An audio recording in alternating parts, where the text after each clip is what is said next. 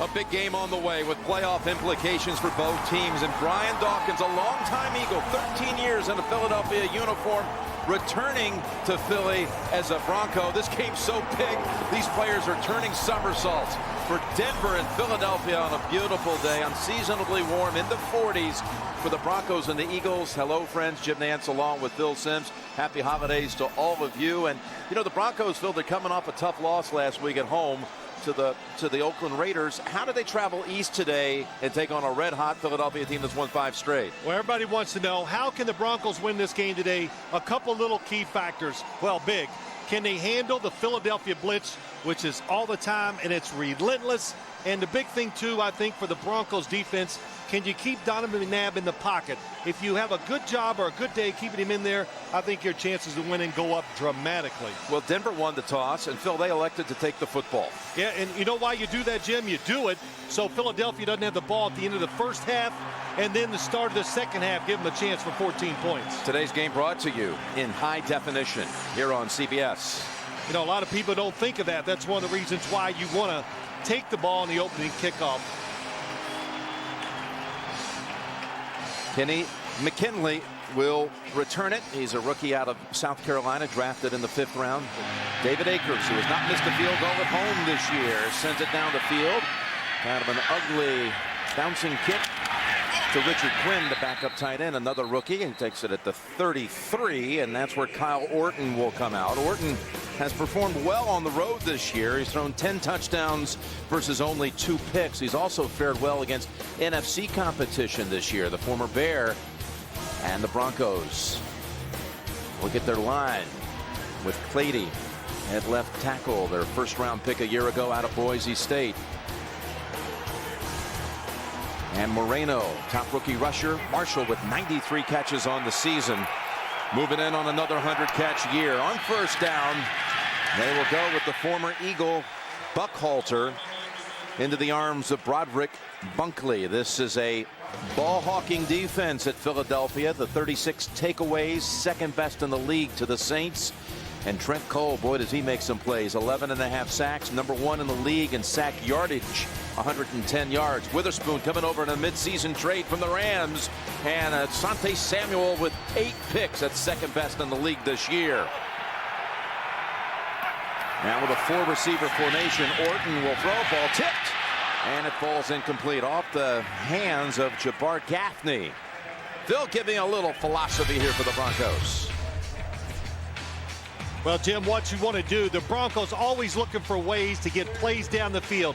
Look at this play-action fake because they run the football pretty well. The defense, it opens up a big hole for Brandon Marshall for Kyle Orton to throw it into. And right now they know, 3rd and long, that the chances of a blitz by the Eagles might be 100%.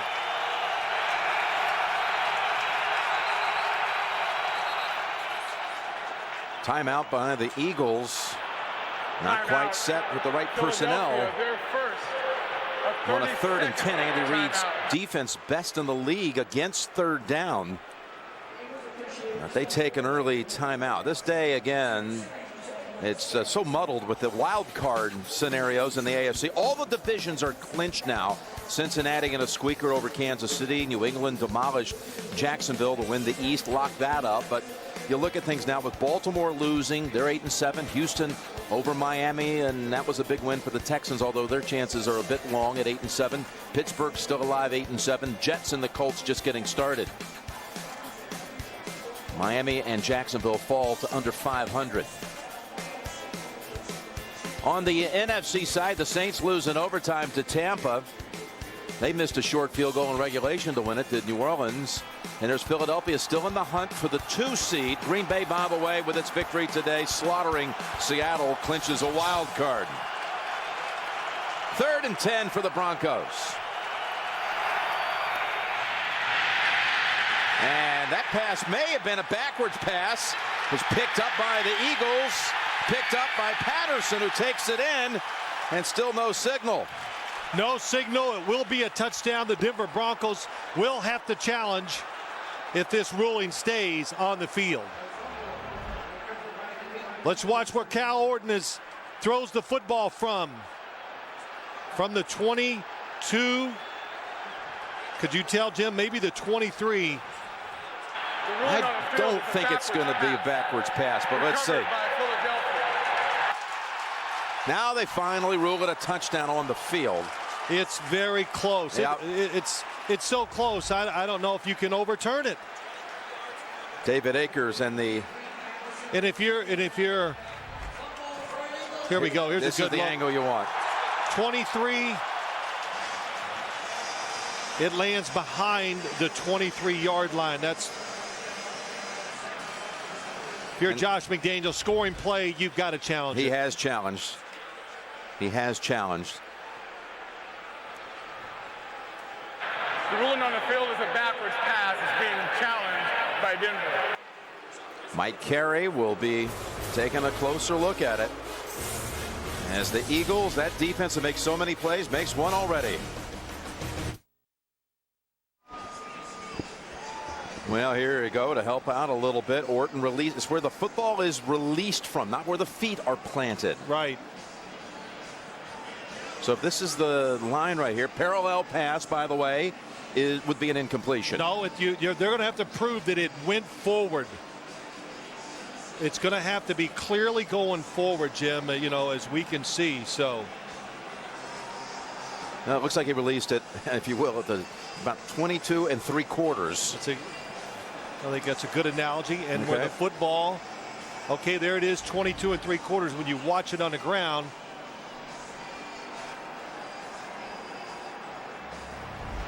So 22 3/4. Let's see where this football lands. I don't know. 22 3/4. That's what I think. Well, then it's going to be a touchdown, Philadelphia Eagles. After review, the pass went forward. Therefore, it's an incomplete pass. It will be Denver's ball. 4th and 10 on the 32-yard line. Please put 4:15 on the game clock. 4:15 on the game clock, please. I think you heard it. Mike Carey said the football went forward. And if it would have been parallel, since it's not a forward pass in this situation, it would have remained a touchdown for Philadelphia. So close, but he ruled it that it did go forward, 6 inches, whatever. It doesn't matter. So a 3 and out is all it leads to. Mitch Berger is in. Great challenge by Josh McDaniels. No Jim. question. Deshaun Jackson awaits the return. It was interesting. Daniel Graham was the intended receiver, and he had fallen down, and Orton was throwing it in his direction. Well, what happened is the Philadelphia Eagles showed a little new defensive front there, and the blitz. And what happens so many times, you can work all you want on covering guys or working on a blitz, then when you see it for real in the game, you go, wow, they're faster than we thought they were. And that's what it looked like that time with the Denver offensive line. The rushers were so quick, they got fast to Kyle Orton, he couldn't even get rid of the football. Andy Reid, his team is postseason bound for the 8th time in his 11 years, and the #1 punt returner in the game has to wave this one off. Finally touched by a Bronco at the 36, a 32-yard punt. That's it before Hagan put a hand on it. Here comes Donovan McNabb, another 3,000-yard season for Donovan in his 11th year.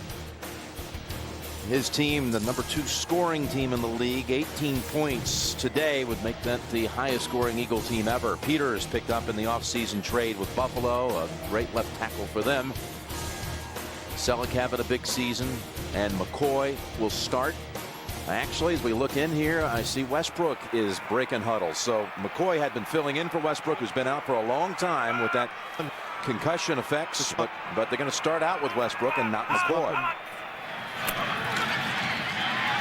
And starting out with a long ball for Jackson, about a yard too long. Champ Bailey on the coverage. Well, it looked a little different. Champ Bailey lines up to the side where Deshaun Jackson goes to.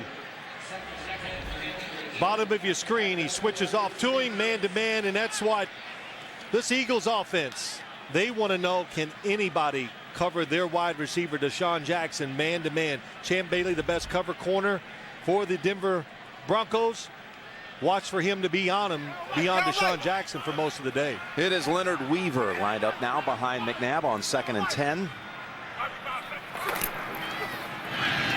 And that's Weaver. He's been a good find for this team. Coming over from Seattle as a free agent in the offseason. Philadelphia, big opening drive team, best in the league. They've scored their last 5 games on their first series. Here's the Denver defense with Kenny Peterson, who played high school football with Josh McDaniels back in the Cleveland, Canton area. Dumerville, #1 in the league in sacks with 15. Or actually #2, but could be the #1 Broncos single season mark of all time. And there's Dawkins, who wore the Eagle uniform more than any other player. 183 games, more than even Harold Carmichael, who stands at #2, but now a member of Denver. McCoy comes in on 3rd and 7. And McNabb in trouble. And Williams has a hold of him first. DJ Williams. And the Denver defense with a flag thrown in.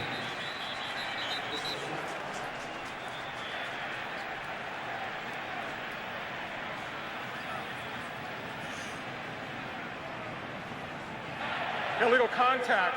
Defense number 20 in the previous spot. 5 yards, automatic. First down. Well, Brian Dawkins comes back to Philadelphia on his 3rd play on the field. He commits a penalty that'll give him a first down. Then Selleck, tight end, going down the field. That contact is absolutely after 5 yards. One thing too, though, Jim, just to go back, Champ Bailey is going wherever Deshaun Jackson goes.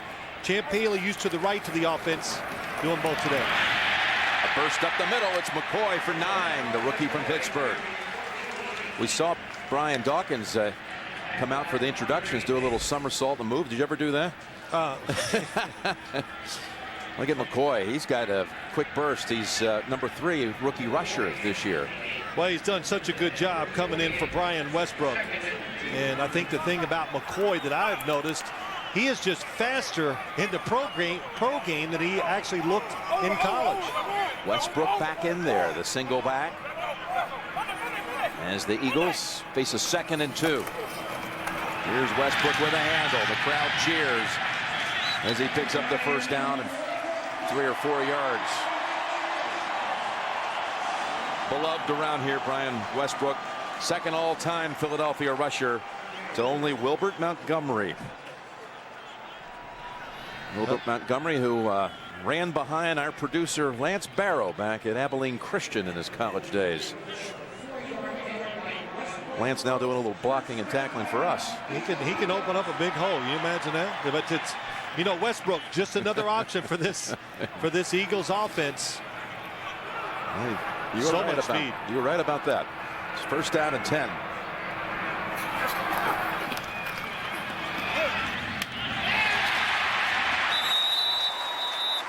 Deshaun Jackson makes a first down grab as many of you just join us. Jim Nantz, Phil Simms here in Philadelphia, and the Eagles with their first possession, and they're marching down the field. We had Denver, by the way, win the coin toss, take the football, and then a challenge win by the Broncos as a pass originally ruled as a backward pass had been returned for a touchdown but was taken off the board after further review.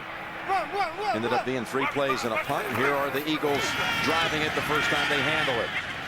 And that's Weaver plowing ahead for a couple. You know, Leonard Weaver gets in there, runs the football. Just another guy, Jim, that when he gets his opportunities and touches the football, very productive with it. And it all comes, there's so many issues with this Eagles offense, why they're so good, but their offensive line, of course, is helping out, and it has gotten better as the year has gone along. And I think the last 3 or 4 games, they played their best football of the year. They've done a great job of building an offensive line this season as they go back to Westbrook. He's got the edge. Westbrook past Bailey and bumped out by Dawkins, but another first down for the Eagles. Well, this is going to hurt this Denver Broncos run defense.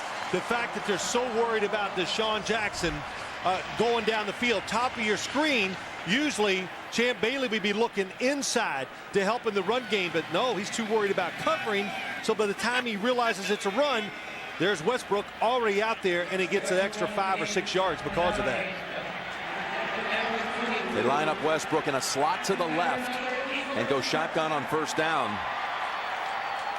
The Eagles, the best first quarter team in the league, and they are quick starters with this first possession all season long. McNabb incomplete, going for Westbrook, and Dawkins was covering him.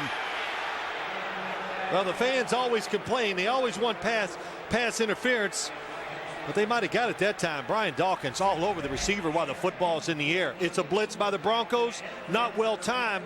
Robert Ayers makes McNabb throw it before he's ready. What do you think, Jim? Is that past 5 yards? I would say so. Yes. Dawkins already flagged once on this drive. It came on a third down play where McNabb had been sacked, but it nullified the sack. Second down and 10 from the 22. Weaver busting ahead, banging shoulders with DJ Williams. Picks up 3. You know, a couple of things as you watch this game today. The Philadelphia offense, I know we've already talked about it. It is good. It is very explosive, especially when you have a quarterback like Donovan McNabb who could get the football down the field with such ease. But Jim, they're so diverse. They have a lot of formations. They put all their personnel in different positions. Just makes it tough to really zero in and try to determine what you want to defend. This is the 10th play of their opening drive. And now moving it a yard into the red zone.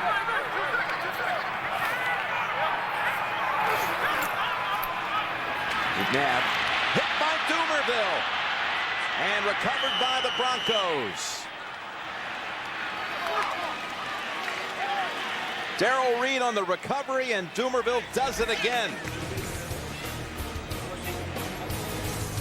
Look at him get the leverage on Peters. Nantz and Phil Simms back in Philadelphia and coming right out with the Wildcat. And shifting back under center is Orton, who stumbles. Been a bumpy start here for the Broncos on offense. And that's Daniel Graham taking it, barreling ahead for about 4. Yeah, it's a bumpy start, Jim, but they avoided disaster by the challenge by Josh McDaniels. And also the one thing the Broncos worried about is just hanging in this football game early. And if you do that, you can settle this Eagles team down a little bit. You can settle their offense down, but if you can handle their blitz start of the game, it does have a tendency to keep the Eagles from blitzing as much as it goes along. Second down and 6, going to the rookie Moreno. He follows a couple of blockers for 2 yards. Hey, Phil Simms wants your help picking the greatest Super Bowl quarterback of all time. It can be a one-game performance or, well, you know, a career worth of Super Bowl performances. It's your vote, and you'll find out on Phil's All-Iron Team Super Bowl edition here on CBS, home of Super Bowl 44. Well, you know, I'm anxious to see what the fans think about that and see if they're want to do the multiple performances or just pick 1 or 2 that really stood out. Vote at CBSSports.com. It's third down, 3rd and 4. And Orton. Juquay Parker gets credit for the sack, although he never fully wrapped up Orton. No, he just ran over everybody. That's all he did. Yeah, so did he ever? It's watching top of your screen, going against Columbus, gets double teamed. It's not quick enough. And what really is upsetting for the Denver Broncos is that it was only 3 guys rushing the passer. So some different looks from this Eagle defense early in the game. Broncos failed to move the sticks for the second time. And Berger's first punt traveled only 32 yards. Oh, this one's even worse. They'll run up that sideline and mark it at the 38 for a total of a 29-yard boot.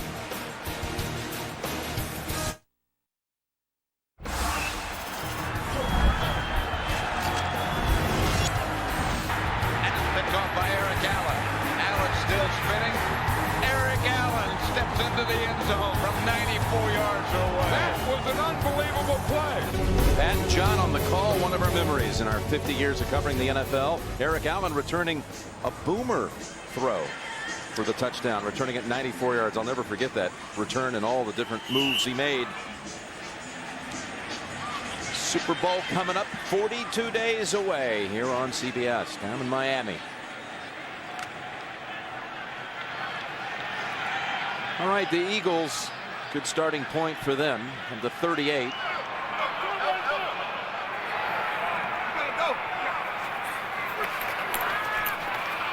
Setting up screen, jumping up to grab it is McCoy.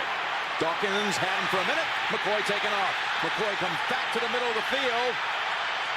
One stiff arm almost got him free from Robert Ayers, but eventually Ayers, the rookie, brought him down. It's a 40-yard pickup to the rookie McCoy. You know, the Eagles down the field so much that they just make you nervous. So you're always in retreat, try not to give up the big play. But then you realize, oh my gosh, the best screen team arguably in the NFL, the Philadelphia Eagles. And Brian Dawkins gets caught up inside. Had him for a moment. Yep, kept hustling, and a good job by Robert Ayers stopping the touchdown. Andy Reid was a tremendous screen coach in Green Bay, brought it to Philadelphia. It works very well. Officially 39 yards. First down from the gun. McNabb to Jackson. Another first down at the 11. Gain of 11. This route runner. And Donovan McNabb, I went down on the field. I was watching him warm up before the game. He has one of the most powerful arm in the NFL. Ready to throw it again on first down. And off the hands of Selleck, their leading receiver on the season. That tight end has really come on in his third year out of Cincinnati. But a rare drop, in Jackson, their center, is down. He got knocked down. Maybe the leg buckled a little bit, and there's an injury timeout on the field. We'll be right back. The MetLife blimp providing aerial coverage from here in the city of brotherly love. And hobbling off the field, Jackson. He's replaced by Max Gene Gillis. All 360 pounds of him. Has been an Eagle offensive line that's battled injuries throughout the season. They've patched it together so well so many times. Center your screen, backpedaling, just looks like he stepped wrong, and as he keeps walking off, Jamal Jackson, as he walks along the sideline, he keeps getting better and better. So maybe there's a chance he can come back. They moved Nick Cole actually over to center, and Gene Gillis comes in and moves to right guard where Cole was previously. Here on second down. Nice grab, a reach out grab by Jason Avant with a flag as well. Tough catch.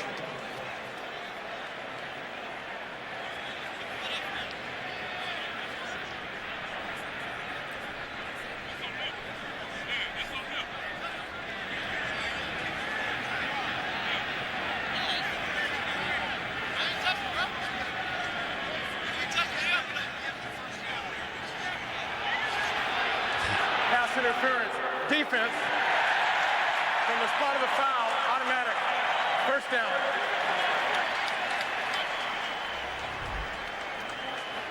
Slot receiver Jason Avant fakes going outside. The grab, hard to see at that time by Tony Carter. There it is. Now you can see it from behind, the pulling of the jersey. Tony Carter, who last week stepped up, came on board, made some plays in the Oakland game, was out there a lot. Yep, saved the touchdown against the Raiders. A lot of speed. So they'll take the penalty, the Eagles, which gives them the first down, first and goal to go at the 8. And Leonard Weaver is the running back. Weaver running with it into a pile of bodies at the 5. Give him a couple. You know, one thing that makes it so tough, Jim, as we watch this Eagles offense, is when they spread it out, especially when they get the receivers outside and you're worried about everybody, you still, and I'm watching the Broncos, you still have to account for Donovan McNabb, that he might pull the football down. Not worry so much about him running, but he's been moving so well to throw the football and made big plays, throwing, getting points, throwing the football by moving in the pocket. It's Westbrook about to take the snap. Westbrook cuts left, and dives to about the 2. So Michael Vick is listed as the 3rd quarterback today. He's got a quad injury. So look at Westbrook, who's been basically out for 2 months, comes in, takes the direct snap. Yeah, just a little hesitation, but from the outside, Mario Hagan is quick enough to stop the touchdown because they had it blocked on the left side well enough. And there's Michael Vick.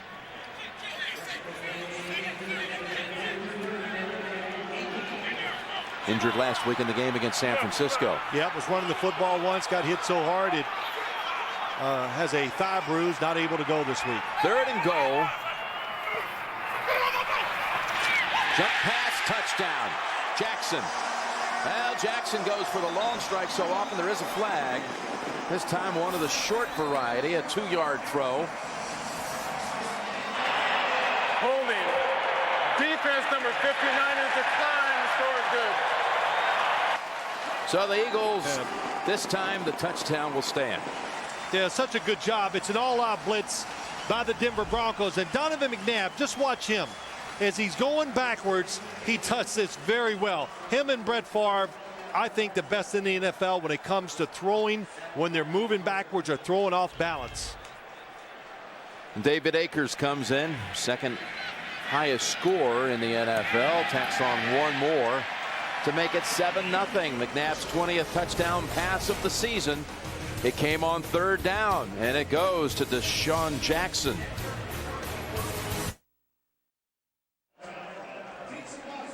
Deshaun Jackson's 9th touchdown reception of the year.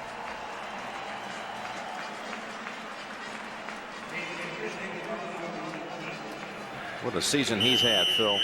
What a difference maker he's been in his 2nd year out of Cal.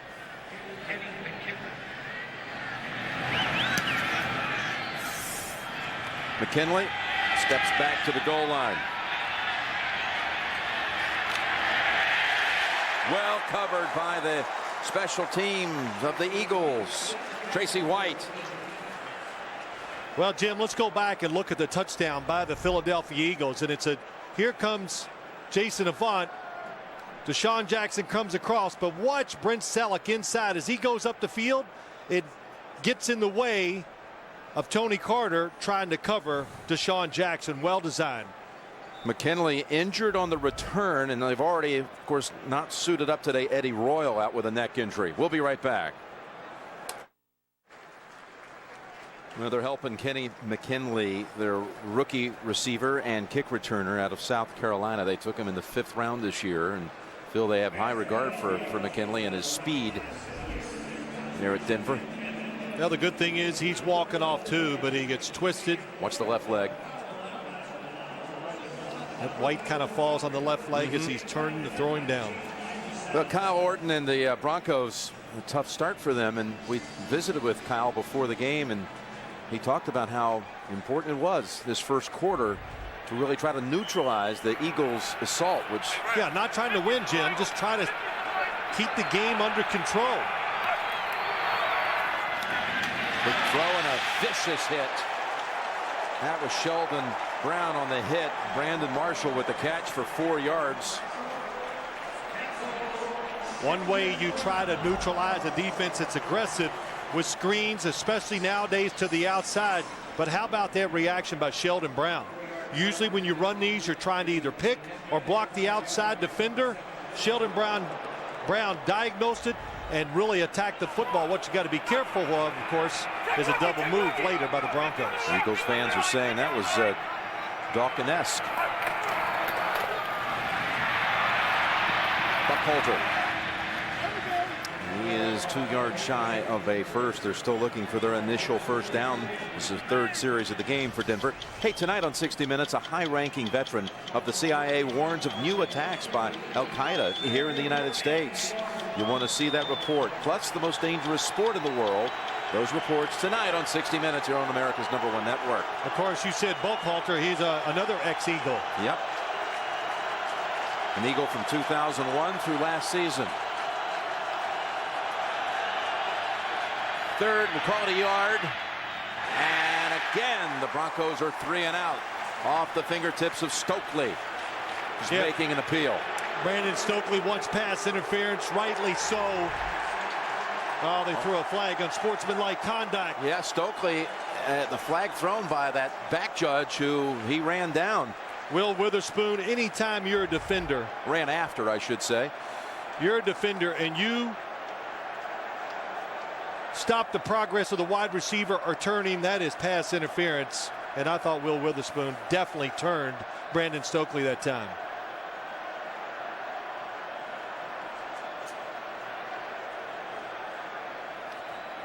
This penalty will take him back inside the 20.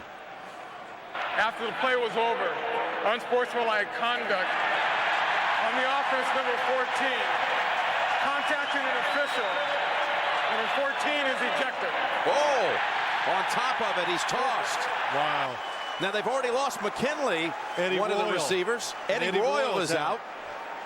And Brandon Stokely, kind of the move receiver who they put a lot of.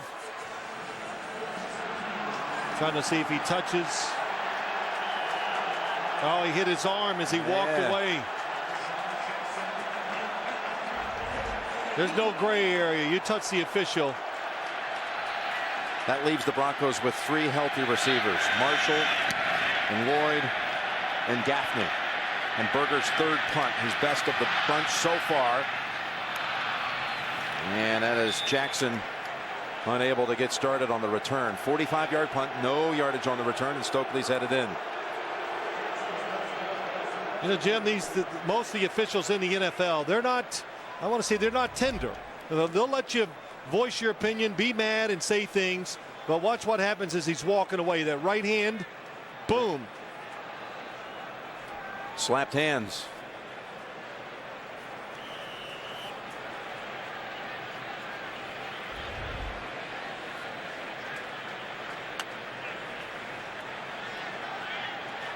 So the Eagles now have it at the 40-yard line. Their defense has put the clamps on Denver, and their offense both times has motored down the field. Now there was a turnover the first time, thanks to Dumerville's play. Touchdown on their second drive, and this will back up the Eagles. Offense number 71, 5 yards, still first down. Well, look what they do. Talk about flying out of the gate. This is what they do in the first quarter. It's really, it's so. How about first half as well? It's just impressive what they do. You see the 260 here, Phil? That's 260 first half points. That's more than 9 teams in the league have scored for the entire season. Well, it just shows you how they reloaded this football team. They built it again around Donovan McNabb. McNabb sends it over to Macklin, who steps out. And Jim, it's just about one thing when you watch the Eagles play. It is speed. And they know how to use it. There's McKinley, and he's going to be carted to the locker room. He'll be joining Brandon Stokely, who was sent to the locker room. Yeah, I'm just really curious how the Broncos adjust to the fact that Brandon Stokely does so many things on their offensive side.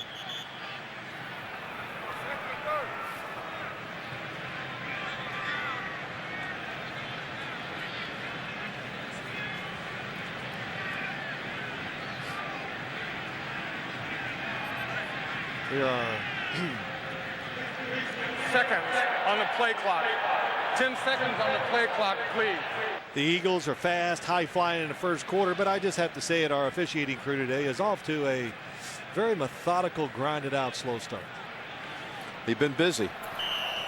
Mike Carey was the referee just a couple of years ago in that Giants Patriots Super Bowl, and McNabb up top. Selleck pulls it in with his left hand. Brett Selleck for 31 yards. Everybody runs down the field. Here he comes, just right down the seam. Donovan McNabb, it's a blitz under heavy pressure. 2 defenders coming free. And he's able just to go down. Nice touch by Donovan McNabb, and Hagan, Mario Hagan, just not able to stay with Brent Selleck. Andy Reid says Brent Selleck catches the football extremely well. You're a tight end, of course you better be able to catch it in traffic, and most of all has good hands, so catches like that, he doesn't need to jump up and catch it with his body. Timeout Philadelphia. McNabb already over 100 yards in this first quarter, and a touchdown pass. We're back after the Eagles take their second timeout here in the first quarter. Driving again.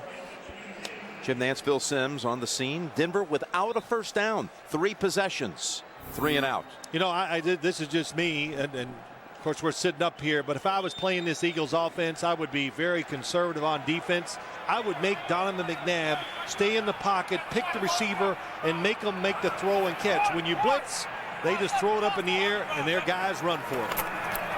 From the 27, sideline, and a connection again with Jackson. Champ Bailey defending. It's like about a half-yard short of the first. What have they been doing so far here in that Bailey-Jackson matchup? Well, down the field, very first play of the game, they try about a 55-yarder. Then you get them thinking deep, and good timing, good route, excellent throw by McNabb. Then an all-out blitz, well-designed to Sean Jackson open. And, of course, we saw the other blitz. Prince Selleck, the tight end, catches it deep. Champ Bailey came out of that same 99 draft as McNabb, 5 players behind him. As Westbrook loses a yard. Of course, McNabb the second pick. Bailey was the 7th. McNabb sandwiched in between 2 quarterbacks who have long gone and left the league, Tim Couch and Akili Smith. There were 2 other first-round quarterbacks in that draft. Dante Culpepper and Cade McNown were also. Sean King in the second round. Of course, he was Andy Reid's first pick as the head coach here, and that's been quite the combo. It's kind of been quarterback. It's been said a lot. McNabb going outside. We got Wildcat again. Or Wildcat with Jackson. They did this early in the season. They showed it a little bit this week in practice. Snap took a while to get there. Jackson nowhere to go. He'll be set back another 2 yards. It'll be 3rd and long. Ayers and Williams ran down the line with him, bumped him out. Well, you talk about, I don't know, that was a pretty debatable call that time. Deshaun Jackson, I'd look at him and go, well, he's not going to throw it. He's limping a little bit, too. Yeah, there's another thing. You look at him, not the biggest guy in the NFL, that's for sure. That was... and Jim, he's not going to run it up inside, I would think, either. You know, that was 3rd down, so 4th down on the way with Akers from 39 yards. He's made 21 of his last 22 field goals. Make it 22 of 23.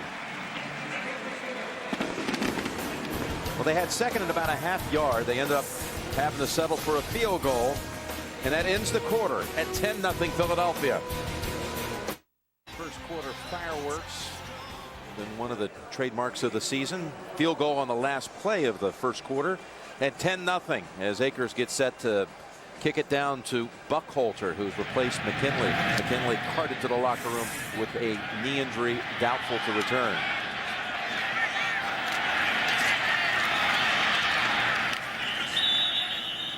And he returns at Buckholter to the 30. Hey, Tuesday on CBS, celebrate some great American artists. Bruce Springsteen, Robert De Niro, Mel Brooks, and more. Kennedy Center Honors. It's Tuesday, only on CBS. Well, the Denver Broncos down 10-0. They got to go, wow, it's still not bad. They've avoided disaster. And the Eagles, Donovan McNabb fumbles. They got 3rd and a foot, and they have to, or 2nd and a foot, and they have to kick a field goal. Right. So if you're the Broncos, hang in there. You hope to make a big play against one of the Philadelphia all-out blitzes. Orton's pass in and out of the hands of Brandon Marshall. One of the good things that this Broncos offense has done this year, they've controlled the football, but a very good play action fake by Kyle Orton. And look at the gap between the wide receiver. Where are the linebackers? Well, they all came up on the running fake. Ah, boy, Marshall has had such a big year, including that 21 catch game at the Colts, an NFL record for one game. Only one catch so far today. Brandon Lloyd in the game, set at the bottom of the screen. There's a little dump pass, Buckholter.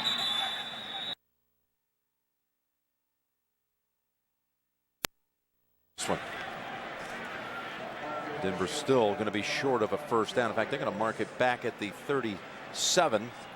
Pickup of 7. Yeah, it was a nice screen that time, and what again, the Broncos, both their guards Russ Holstein and Chris Cooper, very mobile. They got outside. They led him around the corner and picked up 8 yards. Jamal Jackson, big center for the Eagles. He's headed to the locker room.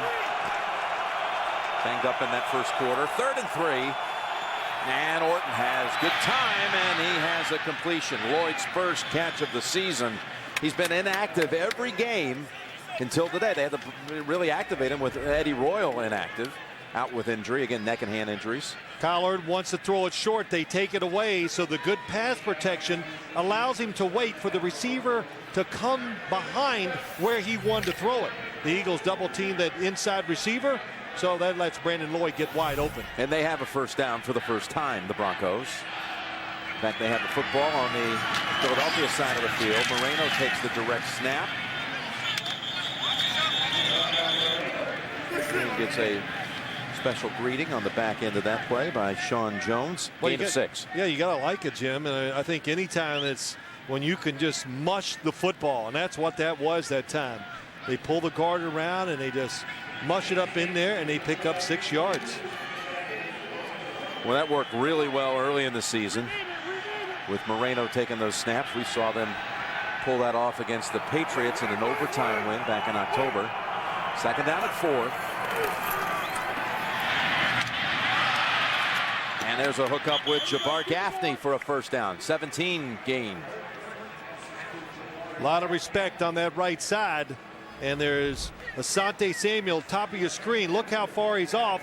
Good sharp route, excellent throw by Kyle Orton. And the Broncos offense settled down, pass protection. Good so far this drive, and Kyle Orton taking advantage of it. Richard Quinn comes into the Denver lineup. Rookie tight end out of North Carolina. Brandon Gorin also.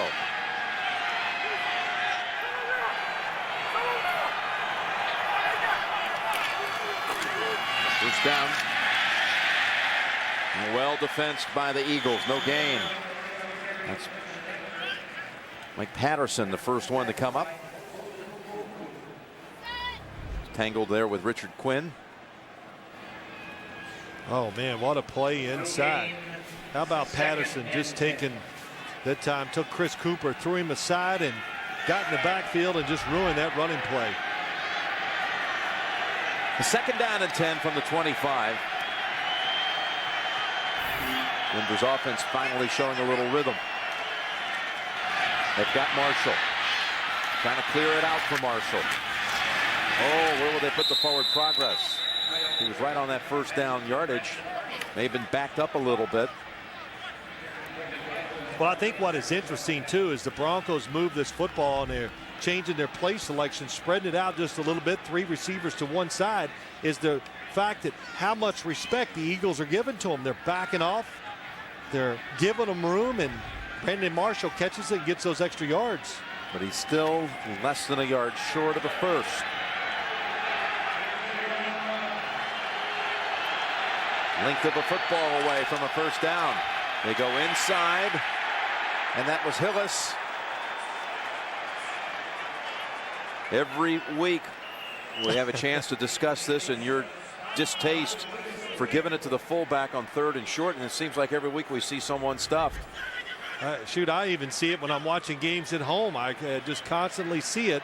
It's a quick hitting play, but once again, most teams guard against the inside run in short yardage situations. And like I say every week, Jim, how can he read it, pick the right hole, and most of all, how can you gain enough speed and power to get that 1 yard? He didn't get it. Or really, not even a yard. It's a half a yard. That's it. Now what will they do? 4th down. Well, they've made that decision. They're absolutely going to go for it. Easy call. They're going to bring in the extra lineman.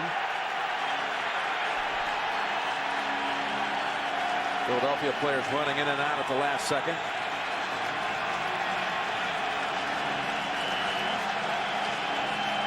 I would think the Eagles inside would say, let's stop the quarterback sneak first. Moreno has the first. Got a yard, maybe a couple. Yeah, good run, good surge. The Eagles overcrowd the inside of the offense. You could look at the hole. go where they're not. Oh, nice. Boy, good shot here. The Denver Broncos fall across the 15-yard line. The offensive linemen do. That's a good sign for the running back. So a first down for the Denver Broncos at the 14. Hillis comes wide to the left. Orton going for the end zone and almost intercepted. I thought for a minute maybe Scheffler would make the catch. Then Brown on the rebound almost had it. Yeah, Quentin Michael, nice throw by Kyle Orton. Good timing, looks it off. Scheffler makes a little move. Oh, the left hand by Michael gets in there and knocks it down.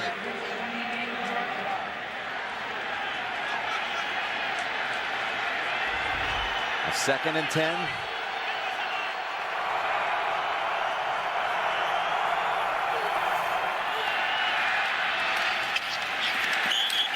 That's Marshall for only a couple.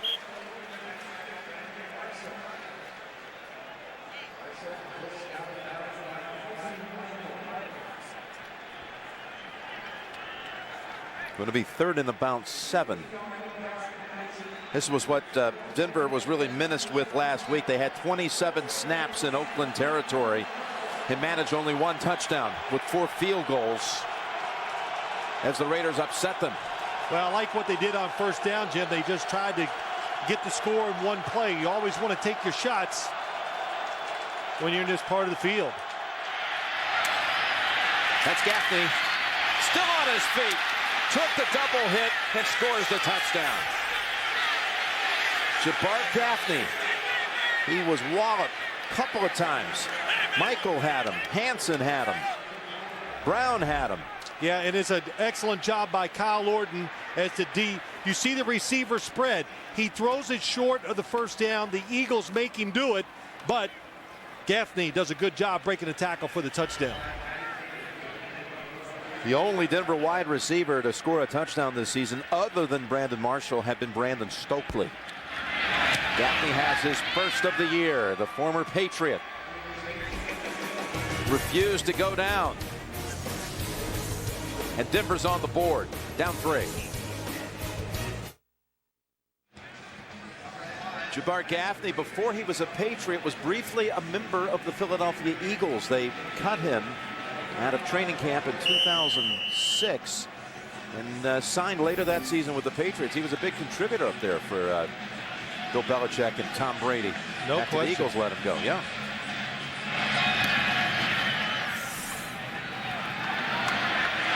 Monto Harris going to run it out from 3 yards deep and pays a heavy price. Alfonso Smith with the big hit. Well, the Denver Broncos playing here at the Link for the first time. The last time they were in Philadelphia was back in 1995, which John Elway was quarterbacking the Broncos back then and got injured here in Philadelphia, suffered a concussion in that game. Eagles lead at 10-7.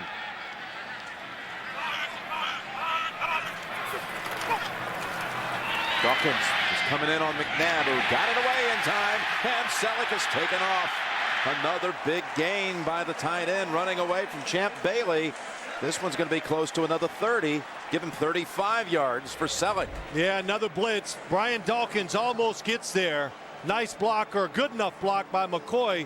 Boy, Donovan McNabb under pressure. I've said it, when he's under pressure, he's an outstanding thrower. And Champ Bailey stumbles just a little bit. That little stumble trying to get out of the break was enough for Selleck. How about that? 2 big plays by Selleck down the field. And McCoy did a good job of picking up the blitz. Got a little shoulder on Dawkins, which knocked him off balance. Here is Westbrook spinning away.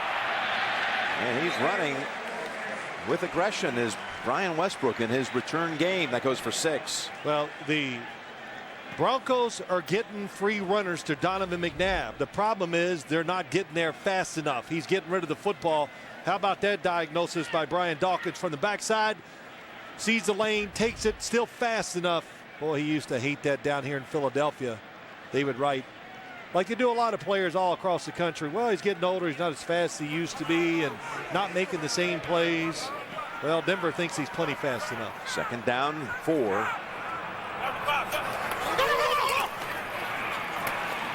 That ball tipped. That was Darrell Reed getting a hand on it. That was a little interesting move that time. Darrell Reed knocked it down. It could have been a big play to Deshaun Jackson. It was a little move inside. He's against Champ Bailey, and he has him faked out.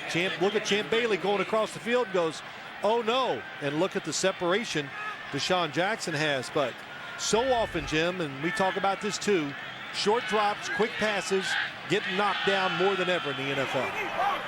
Need to get to about the 43 for a first.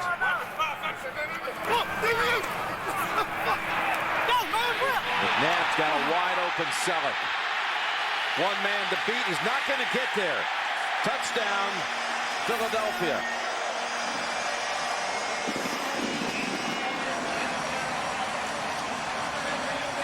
I sure thought Ronaldo Hill might get there in time to bump him out, but Selleck raced it home, 47 yards for the touchdown.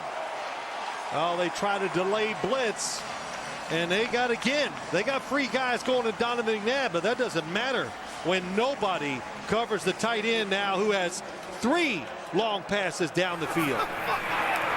And when you have receivers in a blitz situation crossing each other, hard for defenders to pick out who their guy is. Akers with the extra point. Sure looked like Ronaldo Hill could have gotten there inside the 5. That's 3 catches by Selleck, over 30 yards. 1 for a touchdown. 3 long receptions by Selleck. He's over 100 yards and he has a touchdown. McNabb a second touchdown throw. 17-7 Philadelphia.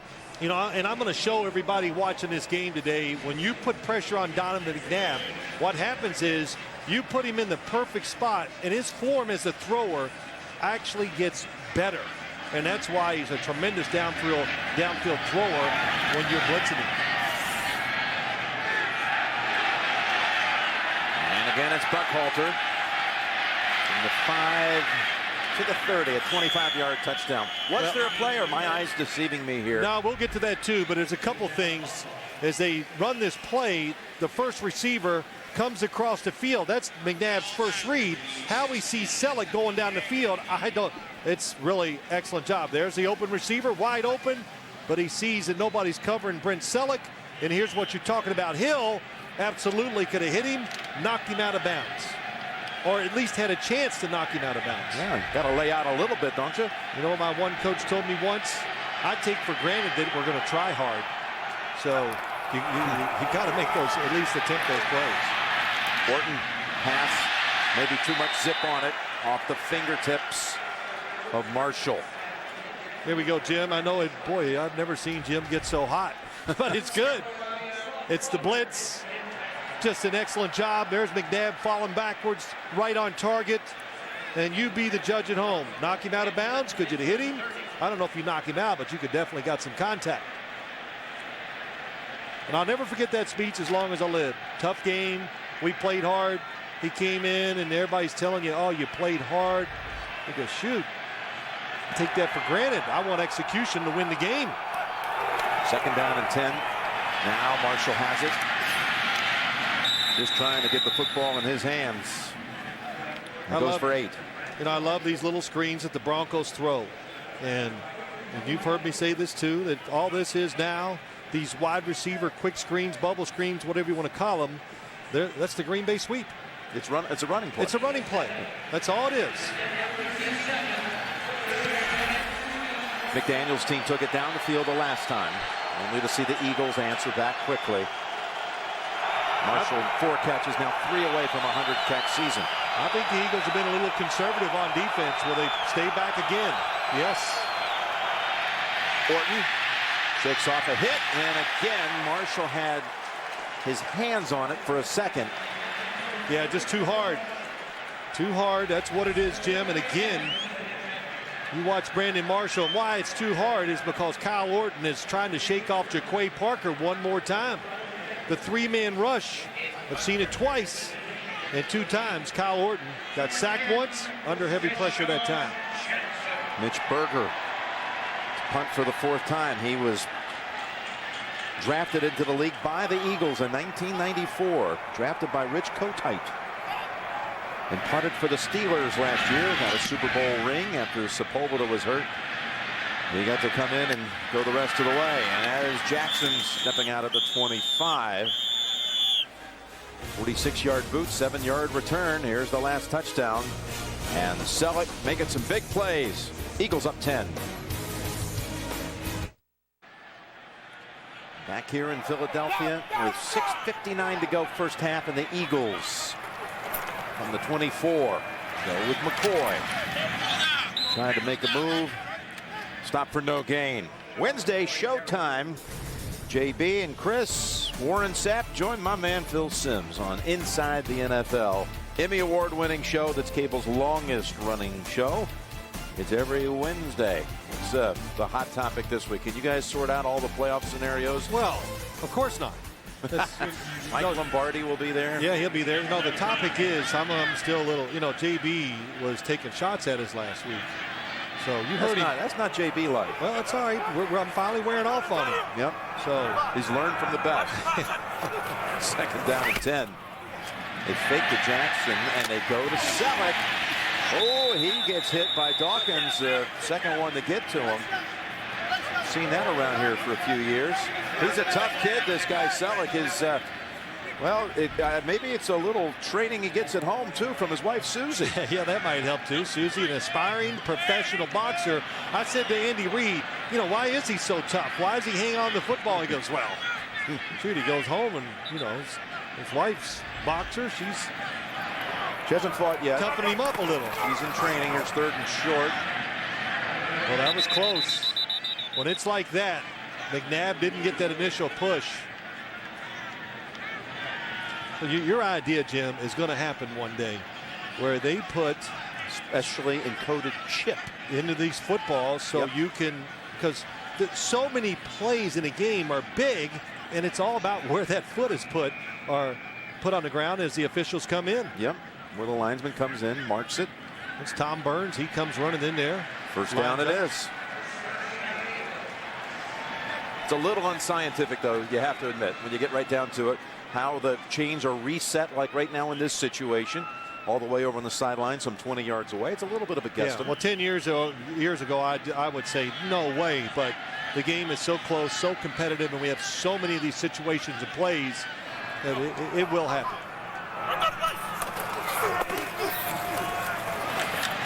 And that's McCoy for just a yard. Big story in this first half. McNabb a couple of touchdown throws. And the play of Brent Selleck. 4 grabs, 3 of them 30 yards plus. Yeah, really, just first off, 3 very good throws by McNabb. The first 2 borderline spectacular. And how about Selleck? You worry about Deshaun Jackson. You worry about Macklin. Oh, that's right. They got Westbrook and Donovan McNabb, and you forget about the tight end, who's been the difference in this first half of this game. Haven't seen a guy named Selleck star on CBS since Magnum PI. 2nd down and 8.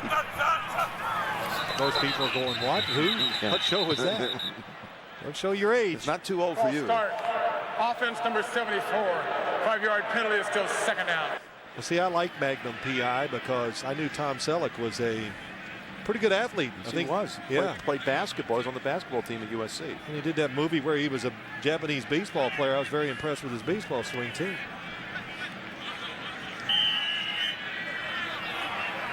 Even more, he's wearing those Tiger hats. Yeah, you're right. That's right, too. Okay, 4:42 to go, and the Eagles 2nd and 13.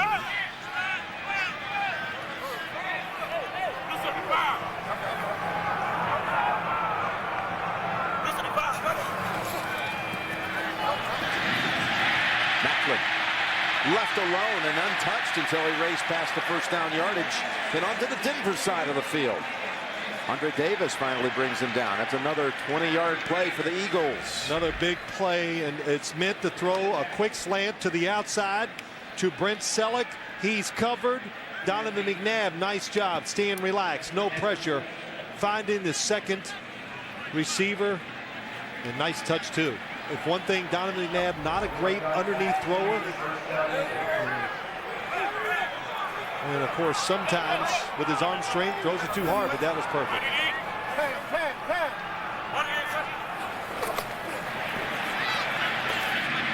Good catch.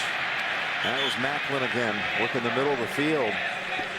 He reeled that one in, didn't he? Goes for 7. Well, Andy Reid talked about Jeremy Macklin from Missouri, first-round pick, and they were not worried, but could he pick up the offense? Because this offense, the so-called West Coast, when you say it, very wordy, a lot of routes to learn to run, nothing like he did in college, but he came in right away, showed some toughness, learned it all, and it's been a valuable part of it.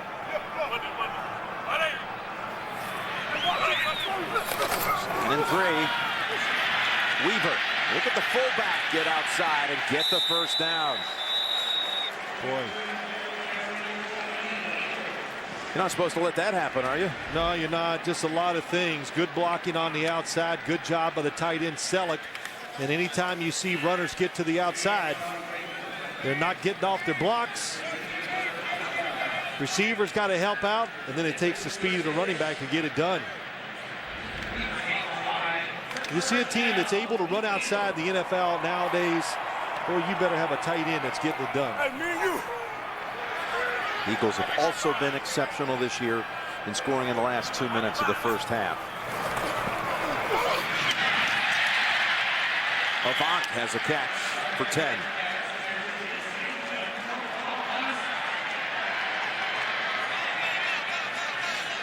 He's kind of methodically moving down the field like they're just going to take it right to the last second of the first half on this drive. And they may not be in any hurry. They shouldn't be before they run another play here. No, Jim, it's just a very good mixture of short screen passes, runs. Marty Morningwig, the offensive coordinator, has got it going. Marty's got it going indeed. 2-minute warning. Philadelphia driving again and leading it 17-7.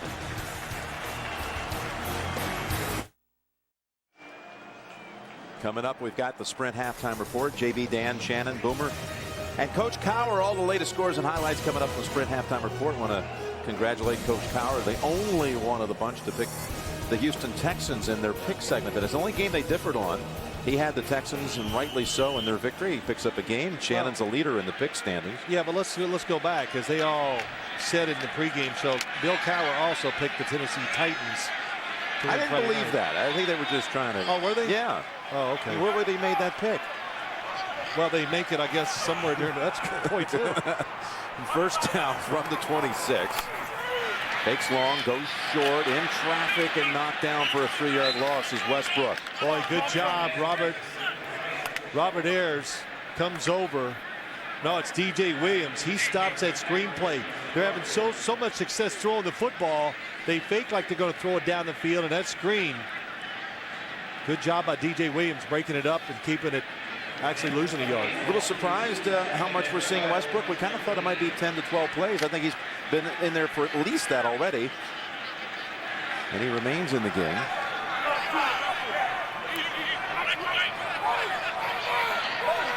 Go down, he's changing the play, expecting blitz. 2nd and 12, it's Westbrook. We'll shuffle pass down to the 22. Ryan Dawkins read that one, held it to a 6-yard play. Yeah, and maybe just the opposite check to it. They split the backs because he knows there's going to be a crease inside. It's blocked pretty well, but nice job by this defense. Brian Dawkins, he's the one that stopped it. Now he's touched the ball 7 times in the game, has Westbrook. And McNabb, meanwhile, has hit 12 of his last 13 throws. Donovan McNabb, every game, Jim, he gets in streaks. When he gets hot, that's what he is. When he feels it, gets relaxed. With a 3rd down, and he lost the football. Falls on it back at the 28. A little confusion there, perhaps. McCoy. And now that'll mean Akers will be called on with 29 seconds. And McCoy kind of jumped in there and hit his shoulder pad, hit his right shoulder.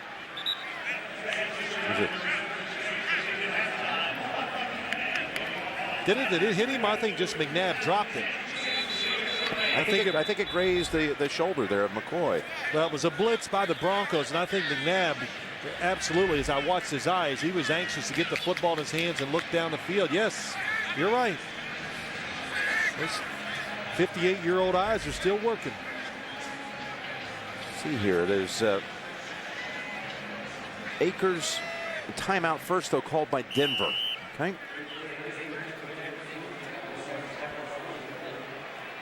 Going to be about a 45-yarder. Akers with 29 made field goals, tied with Kading for the most in the league this year. And now he has 30, the most. Good from 45, David Akers.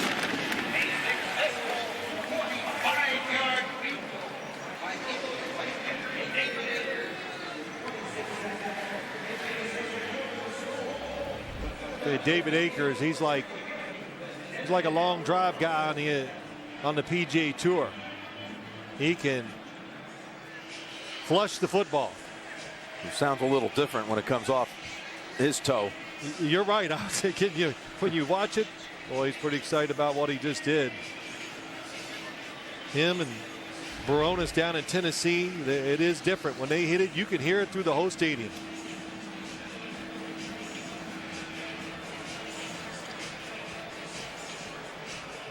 Again, coming up, the Sprint halftime report. JB Dan, Shannon Boomer, Coach Cower, latest scores and highlights. Back to the studio shortly on the Sprint halftime report. So you got JB now sending out barbs. He's the last guy in the world I ever expect to be that way. It's all right. There's nothing wrong with it. Even during the Christmas holidays. Yeah, this makes it better. What are you talking about? You are a bad influence. Buckhalter to come up to the 9 and is walloped at the 24. 15-yard return. Been some drops. Some of these passes maybe had a little too much zip on them. One of the fingertips of Gaffney early. That should have been a play by Marshall. That one had a little heat on it. Well, I think overall, what's the Broncos are going to take in at halftime is that Buckhalter's being. Can you imagine this? Buckhalter, who had so many injuries during his years with the Eagles, so many disappointments. He comes back to Philadelphia, and wouldn't you know it, he hobbles off the field here. Man who had the Eagle rookie rushing record until this year, when McCoy broke it.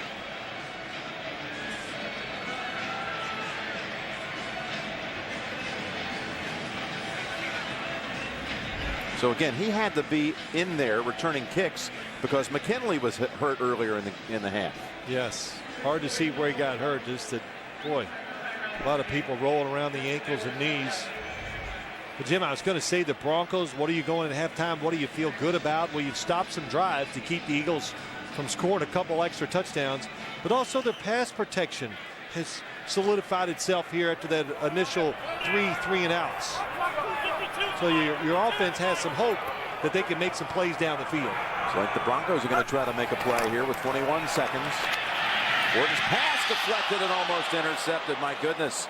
Tracy White very nearly got there, and it could have been a race to the end zone. The one thing I noticed about the Eagles defense as we were coming to this game, they are so in tune and getting their hands up with throws. Well, that's just pressure on the quarterback. I thought it was hit at the line of scrimmage. That was knocked out of Kyle Orton's hands just as he was letting it go. They're still in shotgun with 17 seconds. Moreno knocked back. And it's that same guy, Tracy White, who nearly had the pick the play before. Yeah, it's not an accident. He diagnosed it right away. Saw the screen, saw him make a lot of good plays last week against the 49ers. Denver says enough of this. Let's go to the locker room. 20-7 Eagles at halftime. Eagles scored on their last 4 drives. Sprint halftime report coming up after this message and a word from your local station. And you're watching the NFL on CBS, home of Super Bowl 44. CBS Sports presents the Sprint Halftime Report. This is the NFL Now, only from Sprint, only on the Now Network. And welcome back to the Sprint Halftime Report. I'm James Brown with my guys, Dan Marino, Coach Bill Cowher, Shannon Sharp, and Boomer Esiason. We're going to update the playoff picture beginning in the AFC. And as we take a look at that, Boomer, all division races are over. All division races are over. The 1 and 2 seeds are locked in. They're going to get the first round buys. 3 and 4 can switch by virtue of what happens next week. But here's the key thing. Right now, as we said, the New York Jets and the Denver Broncos each control their own destiny. They each win the next 2 games. They get into the playoffs. Baltimore sitting there, but they need a little bit of help. They do, Boom, and if they don't win these games today, the Jets and Denver, now you're bringing the Houston, Pittsburgh, and Baltimore into it. I will say this, the wild card teams are as dangerous as any of those teams that won a division. All right, moving over to the NFC playoff picture, 5 of the 6 spots, Shannon, have been clinched. Yes, I like the way it is. It's already been clinched, but when you look at Philly can be either 2 or the 3 seed. I think they might get to the 2 seed. Minnesota can be 1 or 2. I don't think it changes. JB, you're looking at, I think Dallas is going to get in as a wild card. The Giants, they're done. Dan, take the home field advantage. Yeah, and it ain't going to change much. And you look at home field advantage. New Orleans, who's lost 2 in a row, they have to go to Carolina. Carolina's been playing very well. And you look at Minnesota. Minnesota's playing at home against the Giants. In my mind, I think Minnesota has a real chance to get home field advantage throughout the playoffs. If New Orleans goes to Carolina and loses, Carolina's been playing good. Assuming Minnesota wins in Chicago and wins against the Giants. That's a true. lot of scenarios, a lot of things up in the air. And the NFC, the top 2 teams, the Minnesota Vikings and the New Orleans Saints, they haven't been playing well the last 3 weeks. So we might have some change. We have not seen a Week 17 have these many playoff Coming up, implications. all the highlights when the Sprint Halftime Report continues.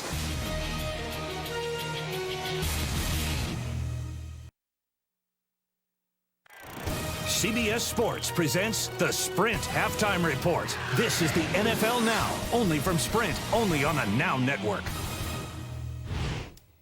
And welcome back to our New York studios and the Sprint Halftime Report. I'm James Brown, along with my guys, Dan, Coach Shannon, and Boomer. They're getting on my case about the Barry White voice, but I'm trying my best. They got it. JB. Donald McNabb is 15 of 19, 242, 2 touchdowns. His favorite target, Brent Selleck. This 47-yard touchdown gives him 4 catches, 121 yards, as they're up 20-7 over the Broncos. You're my new hero, JB. Hey, listen, it was 9-3 to come out in the start of the second half, and here comes Brad Smith. He's going to return this kickoff 106 yards all the way for a touchdown. The Jets take the lead, 10-9. Jet defense playing real well. And the Arizona Cardinals jumped out to a 17-0 lead. Kurt Warner, 216 first half points, 2 touchdowns. But the St. Louis Rams added a touchdown. It's 17-7 now in the third. Okay, and the Lions, Drew Stanton, he drops back here. He gets stripped by Ahmad Brooks, who comes up with it to KO Spike's 6'3" Niners. And if you want to win the division, this is how you do it. Tom Brady, 23 of 26, 267, 4 touchdowns, 3 of them to Randy Moss as they roll 35-7 over the Jags. Okay, Houston jumps out early on Miami, but holds on to win. Matt Schaub, 20 of 31, 286 yards and 2 touchdowns. This one here, 44-yarder to Jacoby Jones, and Houston beats Miami. And congratulations to the Bengals. They win the AFC North. They are now currently the number 4 seed in the AFC playoffs. That's a game-winning touchdown pass. Carson Palmer had 2 of those in the second half. And also congratulations to Ben Roethlisberger, becomes the first quarterback in Pittsburgh's still history to throw for over 4,000 yards, including this 23-yard touchdown to Santonio Holmes. And Baltimore Ravens, 3 turnovers, 11 penalties. And on this last play effort, Joe Flacco sacked by Lamar Willie, picked off by Zig Hood. Pittsburgh keeps their playoff hopes alive. The New Orleans Saints were up at one point, 17-0. But the Tampa Bay Buccaneers would not go away. Michael Spurlock, not Morgan Spurlock from Super Size Me. That's Michael Spurlock, who touchdowned me.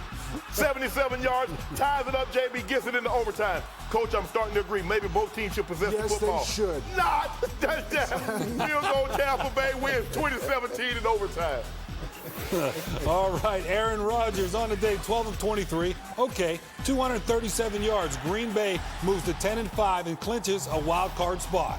New York Giants send their stadium off in an embarrassing fashion. They lose this game 41-9. Matt Moore threw 3 touchdown passes, including this one. And on that one, Steve Smith broke his left arm. The Giants' playoff hopes are slim. If Dallas wins tonight, the Giants are eliminated. And Matt Ryan throws 3 touchdown passes. This one to Marty Booker. Roddy White, 139 yards as Atlanta just wallops Buffalo 31-3. Okay, go deep. Derek Anderson. He finds Muhammad Massaquoi. Cleveland beats Oakland, wins 3 in a row. All right, now let's take a look at the AFC playoff picture right here. 1 and 2 are solid. San Diego and Indianapolis. New England and Cincinnati division winners. Right now, if Denver wins today and next week, and the Jets win today and next week, they both would be the wild card representatives. I think the only thing that's going to change is the Philadelphia Eagles will be the 2 seed. The New Orleans Saints will be the 1 seed, even though Minnesota and New Orleans are not playing particularly well. Dallas will be the 6th seed. And there you have it, JB. Not much else will change. And thank you very much for watching. Good job. Yeah, JB, we got it. We'll see you back in the second half. We'll see you back here, man. CBS Sports presents the Sprint Halftime Report. This is the NFL Now, only from Sprint, only on the Now Network. Actually, the numbers for McNabb are very impressive for that first half. 242 yards, exactly half of that total to his tight end Brent Selleck, and this game is again brought to you in high definition here on CBS. And the Eagles will touch it first in the third quarter.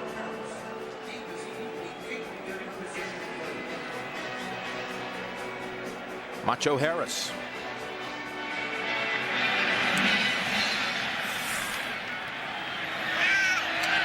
He's not going to take any chances with it. Not like last time. I think he learned a lesson. Yeah. And what did you learn from the first half of action here, Phil? Well, I think I learned just what the Denver Broncos found out. The Philadelphia Eagles have a lot of weapons, and you think, well, let's keep McNabb in the pocket. They did that. They really kind of, Deshaun Jackson was quiet. So this tight end, he basically was the story I thought of the first half. Brent Selleck catching those footballs down the field, that was the difference. Eagles with that 5-game win streak. Again, that division still up for grabs in the NFC East. And Jim, if you want to be a team that can go to the Super Bowl, of course your chances, it's all about how many ways can you win a football game. And the Eagles are showing, which they've done a lot of times this year, they have a lot of ways to win on both sides of the ball. Dallas to play Washington tonight. Eagles to play at Dallas next week. And on the slant, he's got his man. It's Macklin. Dawkins was the last line of defense. It goes for 25 yards. Well, when you play a pressure defense, and that's what happens here. The Broncos coming, trying to put pressure on the quarterback, Andre Goodman. How close can you be for knocking it down and you miss, and look what happens. A big gain for the Philadelphia Eagle offense. And McNabb has just had a lot of terrific throws. A power throw that time. Gets it in there right on target before Goodman can make the play. 6 of his throws have gone for over 20 yards in this game. That one was 25. Looks right, now looks left. And back to that original option, he's intercepted. It's Champ Bailey with the pick. And he tried to keep his balance inbounds, but steps out at the 50. Well, he threw it exactly where he wanted the football. When he let it go, he went, hey, that's perfect. But Champ Bailey trailing the receiver fast enough to come underneath and make the play. The 100th interception thrown in McNabb's career. Now that sounds like a staggering amount, but he's actually third lowest percentage-wise interceptions thrown all time in the history of the league. Look at the slot. Here they come. They're going to come across the field. Coverage down the field. Goodman, good job. McNabb had all day. Champ Bailey stayed right with him, though. Moreno down to the 45. David Garrard has the lowest interception percentage in NFL history. Then it's Neil O'Donnell, and then it's McNabb. And I know you're on that list, on that short list. You are. There's no way. You had that one season, postseason percentage too. I know you're in the top 5. I used to walk to the sidelines. I threw so many picks in one period of my career. The coach would look at me. Well, of course, the coach at Dale Park says, Sims, are you watching the same game I'm watching? I like when we saw him a few years ago, and he saw that you're wearing some glasses from time to time. And he said, that explains a lot. You should have worn them while you're playing. That's right. Well, Bunkley, the latest to get shaken up here. He's getting help to the sideline. This is the first half summary. You see again the McNabb numbers for the first half, with 50% of that total to Selleck. Well, a lot of good stuff for the Eagles. Maybe not enough for the Denver Broncos. But the Eagles, when you look at it, really didn't take advantage of everything that was there. They made the big plays, but they still, McNabb's fumbled. They had to kick 2 field goals. They have the turnover here, and the Broncos have a chance, of course, when you look at the score, to get right back in this. Antonio Dixon, number 64, comes in for Bunkley. Orton's throw to Marshall. Spins free. Gets some help by Graham, who throws a defensive back to the ground. He escaped. Asante Samuel picks up 8 and a first. Well, Brandon Marshall, as he went up to catch the football, he's actually feeling where the defender is. Here comes the blitz. The initial pickup, very good. Free runner from the outside, but good job by Kyle Orton, just backpedaling, create a little room, make the throw.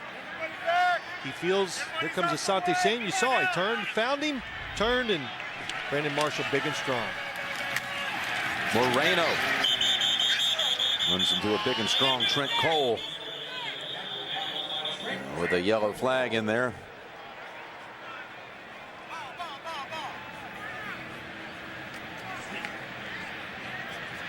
Face mask call maybe on the way against Philadelphia.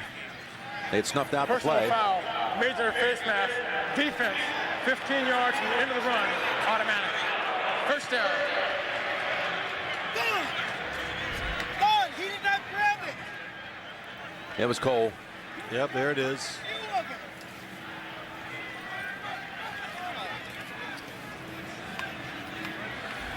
Not just a face mask, they called it a major face mask. Of course, you used to have to try to, like, 5 and 15. Yeah, you had to gauge, you had to weigh it. They eschewed that this year, so it's always 15 yards. The league making the change, and I think it was a good one. First down from the 22. Good fake. Oh, excellent fake. I'm looking at the run. Yeah, Marshall, though. Sheldon Brown wasn't too deceived. That goes for only 2 yards. You know, I really think this game is the Broncos were expecting more blitzing than they're getting from this Eagles defense. So some of these plays designed to really take advantage of a blitzing team, maybe a defender, because it's a blitz off. You could see at the last second the blocker coming outside to try to pick him off, but he was too late. 3 tight ends in for the Broncos. Marshall wide to the left on a 2nd and 8. Looking for Marshall. Got him at the 10. Samuel plants the feet. And we have 4 Eagles over there to make sure Marshall is down. Really clever. And I would have said 3 tight ends just to make him think run, but he goes inside. Oh, Asante Samuel goes for the play action fake, where they actually have 2 guys watching Brandon Marshall, and he still is wide open. And that's his 100th catch of the season, giving him 3 straight seasons with 100.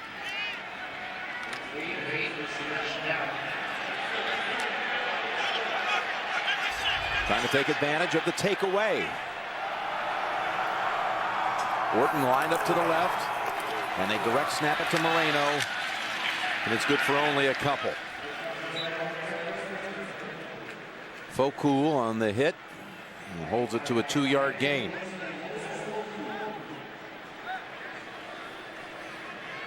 And the Wildcat hasn't really fooled too much. Instead of just... It's dying down, isn't it, as the season progresses? Oh, it's dying around the whole league. But all you need is one run, and we can all go crazy over it again. Sean McDermott, defensive coordinator, hoping his defense can make a play here. 2nd down and 8. Marshall weaves down to the 4. Gaffney threw a block on that side, and we do have a penalty flag on the far side.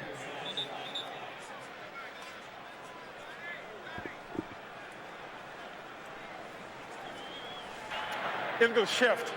Offense, 2 moving at the same time, not being set for a full second before the snap. 5-yard penalty is still 2nd down. 2 guys moving. If they do move, if you notice it,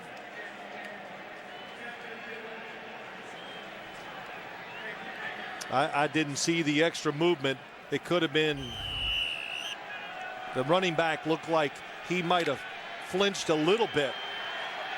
He was flinching late in that first half. Number 28 for the Broncos. He's back in there. Buckhalter. He was acting as though he would take the snap, then shifts over. Orton back in position. 2nd and 13. Ball in the air and should have been intercepted. Sheldon Brown. No, it was Hansen. Now, you know why they're shifting Kyle Orton from the outside to the inside, because when you start out with the Wildcat look, Kyle Orton just a little bit behind Tony Scheffler. Very fortunate it's not. Joselio Hansen. Yep, he's everywhere. His feet were tangled up. He was unable to quite step out for it. But, Jim, you do that Kyle Orton shifting in because you want the defense to play run. He comes in at quarterback. He knows he's going to get a soft coverage. Got to get to the 2 for a first. Set up screen. Graham tripped up. Quentin Michael holds him to no gain. Yeah, it's tough for that to work in that unless you get an all-out blitz. That's not going to work because you don't have to worry about the deep pass down the field. It takes so long to develop that once the defense diagnoses it, look how fast they're all there to make the play. Matt Prater is in. He has 27 made field goals on the season. That's 3rd best in the league. This is a 33-yarder. And Prater's kick is good.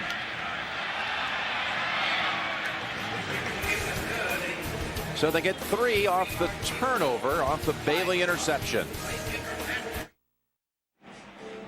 9 plays for the Broncos. Leads to a field goal by Prater. 2 takeaways today. One stopped the Eagles' opening drive deep in Denver territory on a strip sack by Dumerville, who tied the Broncos single season sack record with Simon Fletcher with his 16th sack. And again, Macho Harris says, nope, we'll take it at the 20. A little emotion in the air here in Eagle Land with Philly up 20-10. Want to thank the MetLife blimp for the aerial coverage of all the drama below, and you look for Snoopy 1, Snoopy 2 passing through a town near you. Football back in the hands of Philadelphia. And that's McCoy. Went low early and then spins out for 11 yards. Boy, good call by this Philadelphia offense. 2 blitzers on the inside. All the pressure. Look at them inside, and you put McCoy off tackle. Boy, nice job there. That's Winston Justice making a good block, kicking out. Allows McCoy to go inside and get the first down.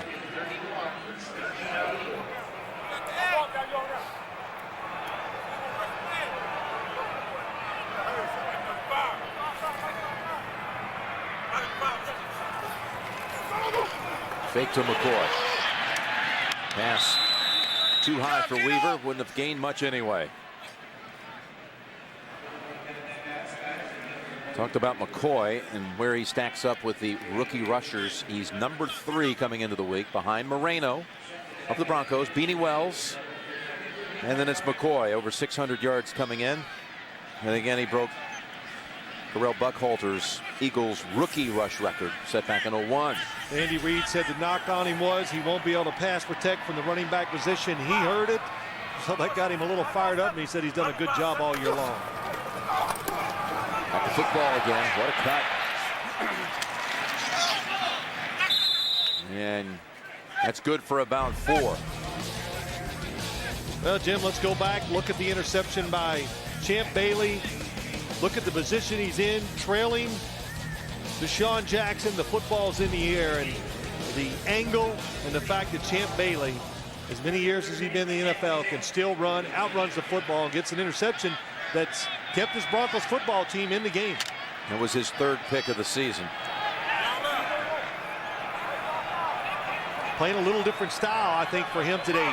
Much more at the line of scrimmage, trying to hit Jackson as he comes off the football. 3rd and 6. McNabb just standing there.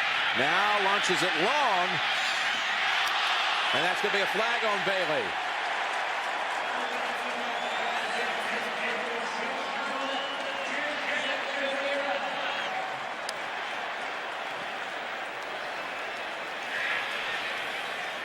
It's going to be a pass interference call that's going to net about 35 yards.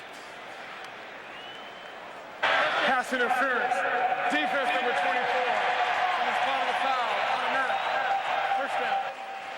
To how many times games we've done, Jim, how many times have you seen these long passes intercepted by the covering corner? What a move by Jackson, a double move, fakes it, stayed with it, and he gets behind Champ Bailey, and Champ Bailey was chasing. He tries to time it, but his timing is off, and that's pass interference. Actually a 41-yard penalty, puts the Eagles at the 24 of Denver. Westbrook for 4. The throw by Donovan McNabb was a good 5 to 7 yards short of where he intended to go. And I really mean this. Sometimes when he gets a lot of time and there's no pressure on him, as I said to you, he kind of turns into Mr. Quarterback and he doesn't throw it as pure as he should. But when he's under pressure, he reacts. He's quicker. He's faster. He gets around it and he throws it beautifully. I guess the bottom line is you don't want your offensive line to be that good, huh? No, Is that what you say? No, I'm not saying that. Let him work for it a little bit. 2nd down and 6.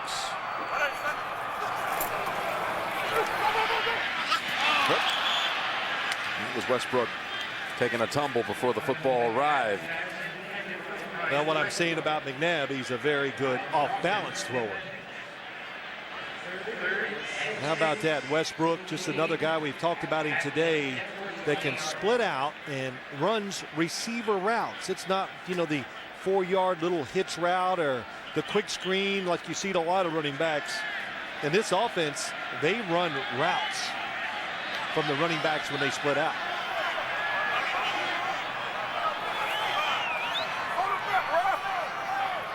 Third and 6. Now on the run. Throws it away.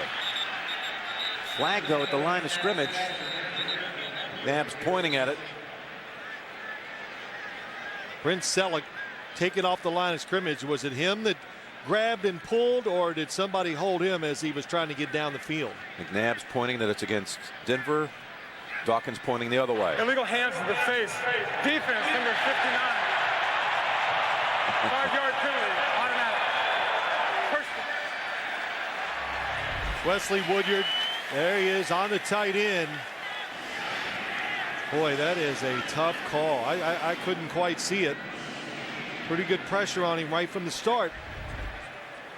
And that came on 3rd down. That's the second first down picked up on this drive by penalty. Didn't have the same angle, though. Sometimes when you see the angle from where the official sees it from, you can understand why they throw the flag.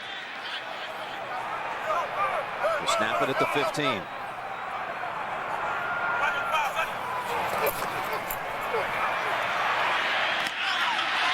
Ball is caught. What a catch. Touchdown. Jason Avant. Ronaldo Hill had a play on it, but Avant somehow was able to snare it. Well, Jim, you could hear it from up here.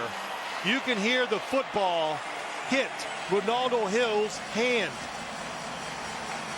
Oh, it's behind him, so he couldn't reach back. I thought maybe he had a chance to catch it, but it hit his hand in a really fortunate break. Unfortunate for the Denver Broncos. Fortunate break, of course, for the Eagles. The 3rd touchdown pass of the day for McNabb. Another extra point by Akers. Avant, a little study and concentration here. Look at the focus. To bring it in, bring it home.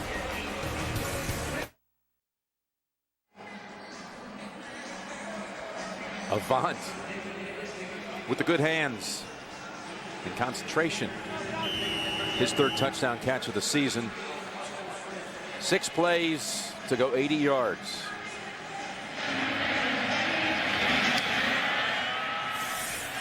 Alfonso Smith is the 3rd different kick returner of the day for the Broncos. Smith dives to the 23. How did that touchdown unfold? Well, what happens is I don't think Donovan McNabb ever saw Hill. Hill is the safety. He's over here. Watch the route just come right to him, and McNabb just fires it. But Ronaldo Hill doesn't quite time it perfectly. Hits it with his hand and knocks it up. He sees it, tries to time the interception. And you look at that drive, boy, the tip pass for the touchdown. The illegal hands to the face. They kept the drive going.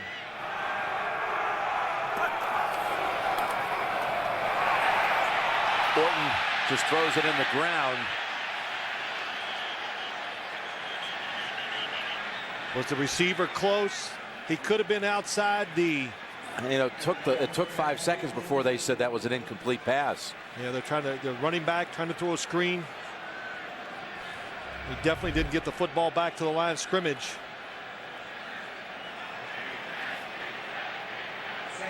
Oh, there you go. Daniel Graham is close to the football. So I'm looking for the other side. It was a blocker he throws it close to. Good job by Kyle Orton. Just get rid of the football. Orton's thrown for 91 yards today.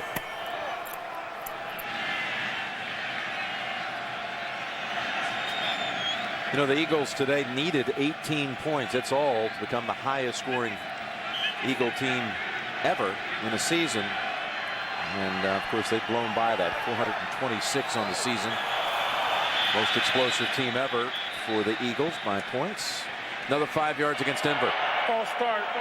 Offense number 73. 5-yard penalty to 7 down. If you thought the NFL fantasy football season was over, it's not. You can sign up for NFL.com playoff challenge today, and it's only at NFL.com/fantasy. You know, Jim, you talk about the Eagles offense, all the points. I mean, it just kind of goes by us all now.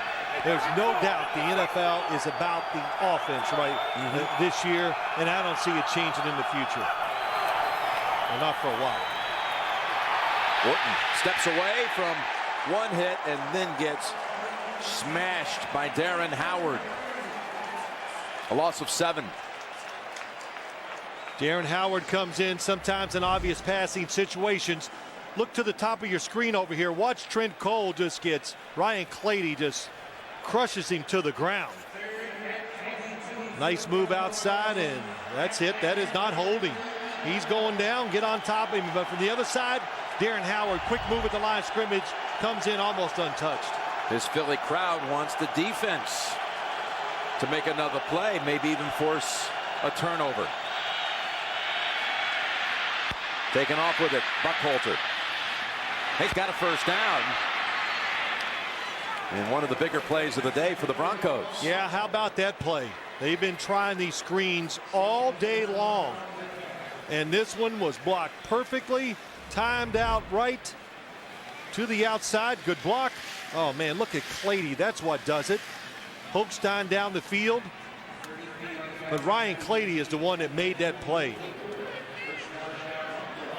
That's Brandon Lloyd down the field, getting action today with all these injuries at the receiver position. 2 good blocks that gave him an extra 25 yards. That was their longest play of the day. It goes for 33.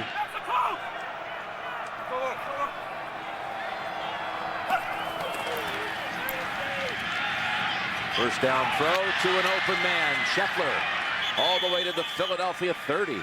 Another big play, back-to-back. This one good for 26. Well, what they do is they spread the formation and they shift. And as he comes out here, the defense widens, and watch Scheffler go right down the seam. This is a staple of this offense. Josh McDaniel, if you're going to play a zone, watch the quarterback, look it off, find the seam, get the big play.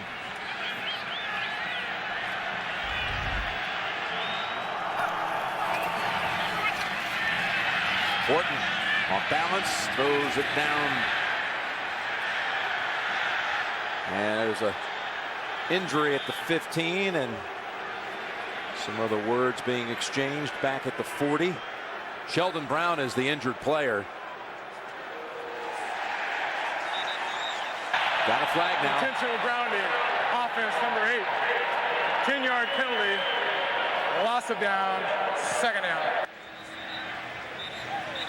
No receiver near the football, a throwaway inside the pocket to avoid the sack. That's why it's intentional grounding. So is Sheldon Brown getting some attention by the training staff. We'll take a break here in Philadelphia. Sheldon Brown was able to walk to the sideline. Demetri Patterson takes his place. It was a non-contact injury to Brown. 2nd down for Denver from the 40, and they go down the sideline, and it's picked off by Samuel, his 9th pick of the season. Asante Samuel to the 50, and that's where it ends with a meeting with the quarterback. Pass was intended for Tony Scheffler. Now we're going to have unsportsmanlike conduct or delay a game for throwing the football. But what a play by Asante Samuel. When the football is let go, I said, oh, he's got him. Top of your screen, waits to the last second. What timing to go up and catch the interception. And when he gets an opportunity, Asante Samuel, he takes advantage of it. And he's one of the best look back at the quarterbacks and find the football in the NFL. And how about that? 9 interceptions. And a lot of his interceptions, Jim, they come from he leaves his guy as he watches the quarterback and goes and doubles another receiver and makes the catch or makes the interception. But that was against Scheffler. And so he played it kind of safe, and he knows that Scheffler's not going to be out running down the field. First turnover committed today by Denver. Samuel out of Central Florida, the same school that a few years later produced Brandon Marshall. Big signing by this Philadelphia team to go get him from New England when he was a free agent. There are 2 fouls on the play, both of them on Philadelphia, both of them after the change of possession. Personal foul, unnecessary roughness on number 35, 15 yards. And then after the ball was dead, a dead ball spike, throwing the ball, 5-yard penalty against the interceptor. Both fouls will be enforced. First down. So it got a little scruffy after the interception, but the pick will stand for the Eagles, who lead at 27-10.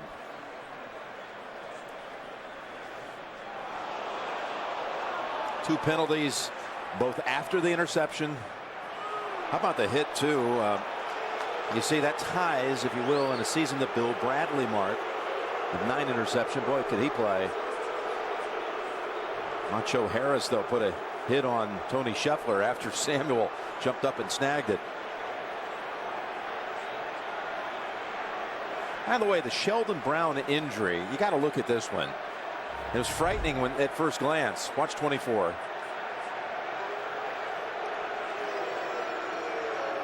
Right. Oh, boy, his foot just rolled as he was relaxing. Yep. The knee just wiggled. Remember, Samuel had returned it all the way to the 50, but the penalties and the placement of the penalty, the place of the infraction, I should say, will put the Eagles back inside the 10. They don't hurry up. This might be a safety. Still moving. Jeez.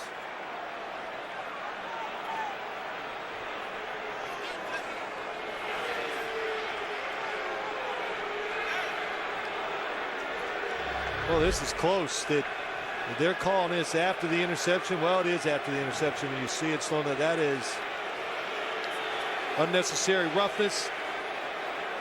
Going, using your shoulder pad or your helmet that goes above the shoulders of a defensive player, 15 yards.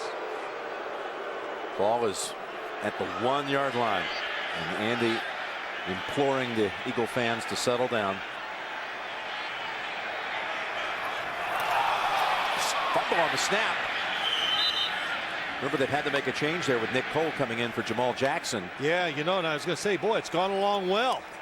Shotgun snaps, the exchange from McNabb, and so you just thinking about it cursed him.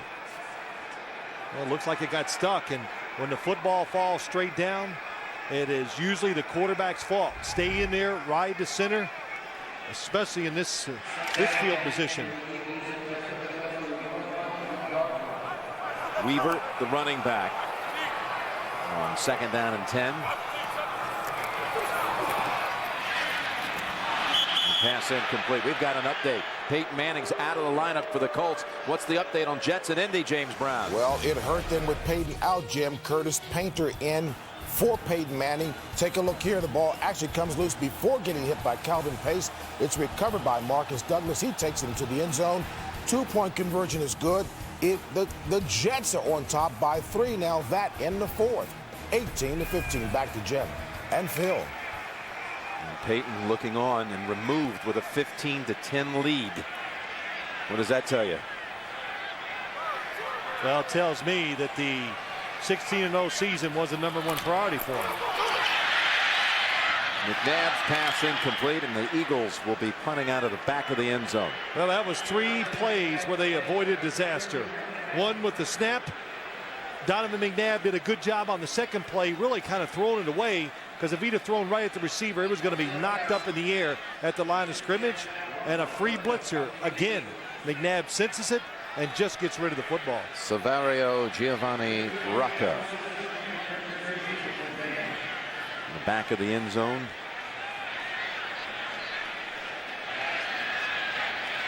Dornbos to snap it back. Not a very deep kick, only the 41 with a flag. And that's Alfonso Smith taking it to the 30.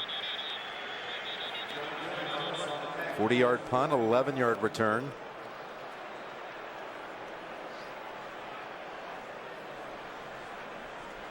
Well, was the gunner, the runner from the outside, hit while he was out of bounds, or did he not get back into the field of play quick enough? Member of a kicking team going out of bounds on his own is a 5-yard penalty. Denver's elected to take it at the dead ball spot, 5 yards, first down. She'll move the football to the 25.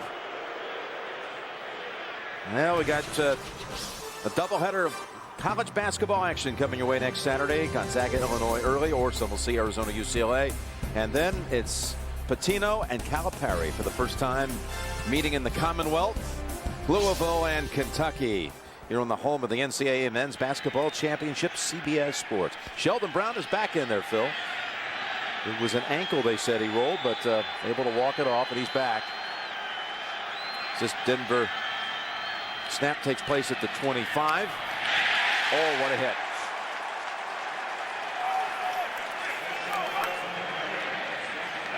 Hakeem Jordan, the first to hit him for a loss of 1.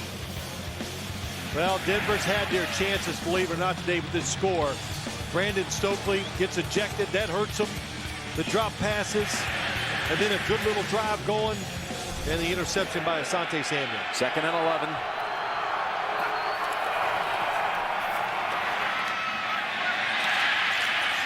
And that's to the 20 for Gaffney.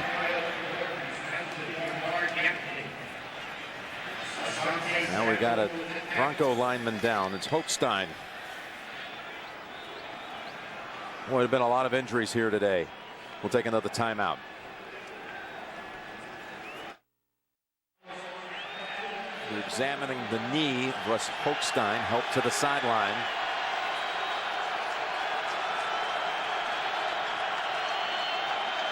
Brought in Ben Hamilton to replace him.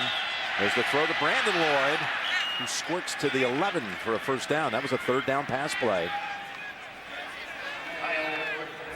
Yeah, that was a good job by Kyle Orton, just getting rid of the football. Little blitz from the inside. They're all over his feet. He goes down right on target. How about Brandon Lloyd coming in unexpectedly? Couple big catches. First action of the season. It was a first down throw. That was a good catch. Marshall takes it to the 6. All these passes to Marshall today, though, are pretty much of the same variety. Real quick throws. Well, they are. It's a couple things. It's good against man-to-man coverage. It's good against blitzing teams because you can throw it short and you hope for a big gain. And I would think 2 things about today's game. The Eagles have not blitzed this Denver offense near as much as I thought it would, or it has in the past. And the Broncos really haven't gotten it down the field with double moves, which I thought they would try against this Eagles defense. 2nd and 5. Now they go to Gaffney, working on Brown. Remember, it was hobbling, and it's a touchdown. Gaffney's 2nd of the day. How about that? The defender's off. And they just throw it right outside to Gaffney. Sheldon Brown, he doesn't even move at the line of scrimmage. And, oh boy, it looks like you can tell Sheldon Brown not full speed. not able to close the gap, make the tackle. Any doubt that Orton was aware of that? So let's go ahead and just test him. I think that was the play all along, Jim. Off coverage, they were going to throw it to him regardless if he's healthy or not. Extra point good by Prater. Second touchdown of the day thrown by Kyle Orton. Both of them to Jabbar Gaffney. Well, a lot of times when you see this, it's a running play. And that could have been a running play to the right. And the quarterback has the option to throw the quick screen or the pass like this. It's usually you do it if the defender's off, and that was a good decision by Kyle Orton. But I think always when you give a quarterback handed off or a chance to throw it to the line of scrimmage down there, especially they're going to throw it, right?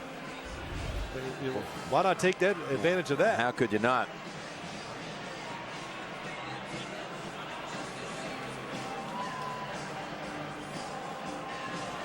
It's been a long third quarter. Denver Broncos just hanging in there.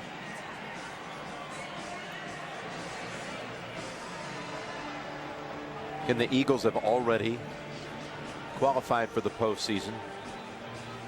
Still hoping to win the NFC East. Dallas plays tonight, and then the Eagles play at Dallas next week. Broncos, one of many teams in pursuit of those 2 wild card slots on the AFC side.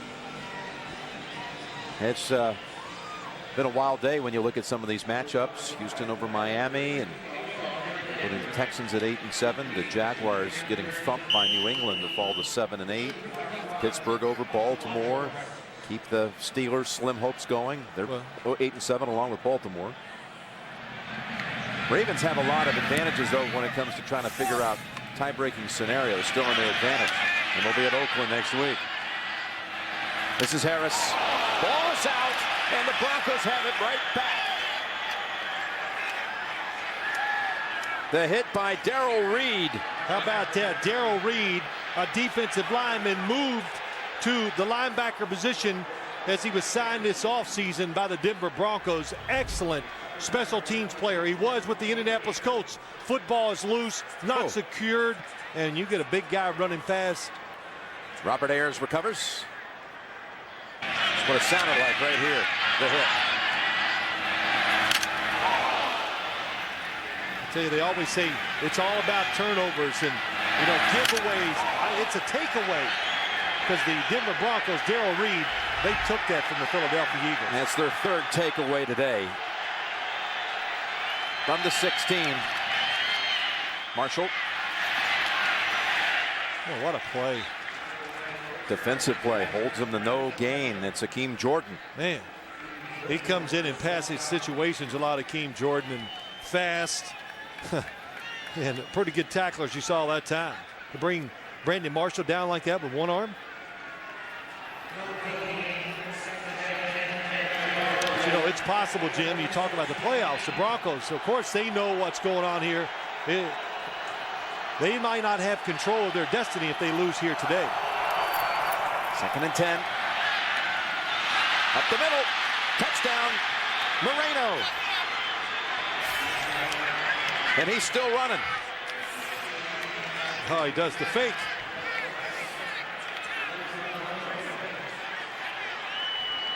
That was a good job. Watch how long Kyle Orton looks to his right.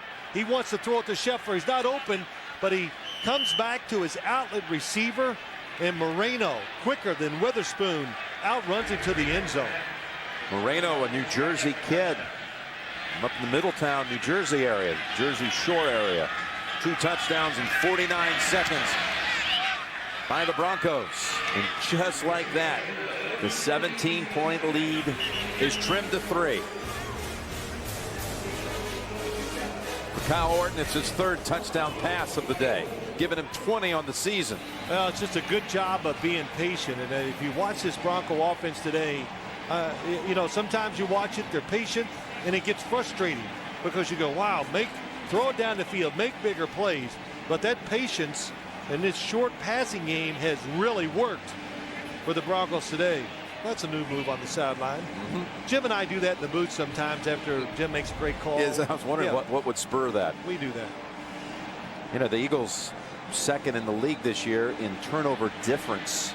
differential. Second to Green Bay. They're plus 17 in that category, but they're -2 today. Just have the lone Samuel pick where they've given it back 3 times. Well, as you watch it, you say, well, the Eagles have kind of started to coast. And it looks like that to me as you watch it. And the Denver Broncos, they're speeding up.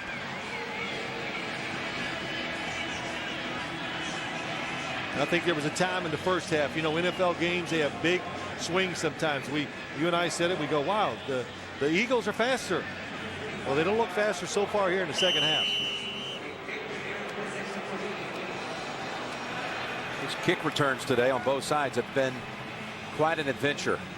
Macho Harris is going to get another chance at it after just coughing it up. Now he's actually going to do the smart thing and take the touchback to the 20. By the way, CBS Sports will be jumping into the bowl season. Thursday, Oklahoma will meet Heisman runner-up Toby Gerhart and the Stanford Cardinal down in El Paso in the Brute Sun Bowl, a CBS longtime tradition. And then Friday, the West Virginia Mountaineers take on the Seminoles in coaching legend Bobby Bowden's final game in the Conaca Minolta Gator Bowl, all right here on CBS. Bobby Bowden saying goodbye. Urban Meyer today changing his mind, saying he was talked out of stepping down by his players. He's just going to take a sabbatical, a leave of absence. On first down, that pass deflected on the throw by Lakeven Smith. Yeah, the Broncos all over it. And when you get in a situation like this, momentum's against you, you're not making the plays that you want on the offensive side. The coach, it's kind of up to the coach, I believe, a lot of times, to call a play to jumpstart and get the offense going. Screens are usually good, but you said it, Jim. Smith, good job diagnosing it, knocking it down. Broncos PR staff tells us that Holstein knee injury will not return today. Second down.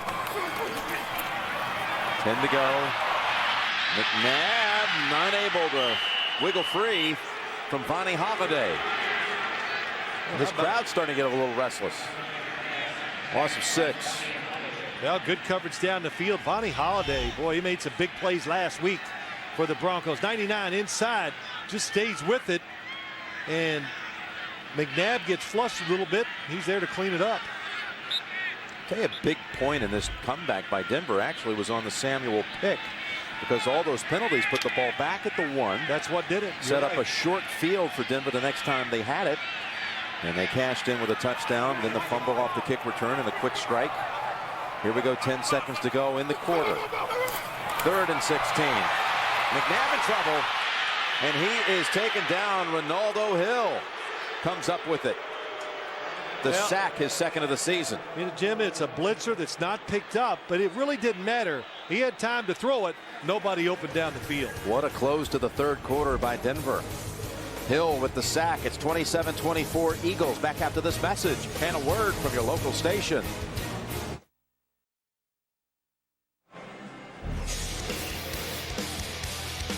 Well, the third quarter and the Broncos come back.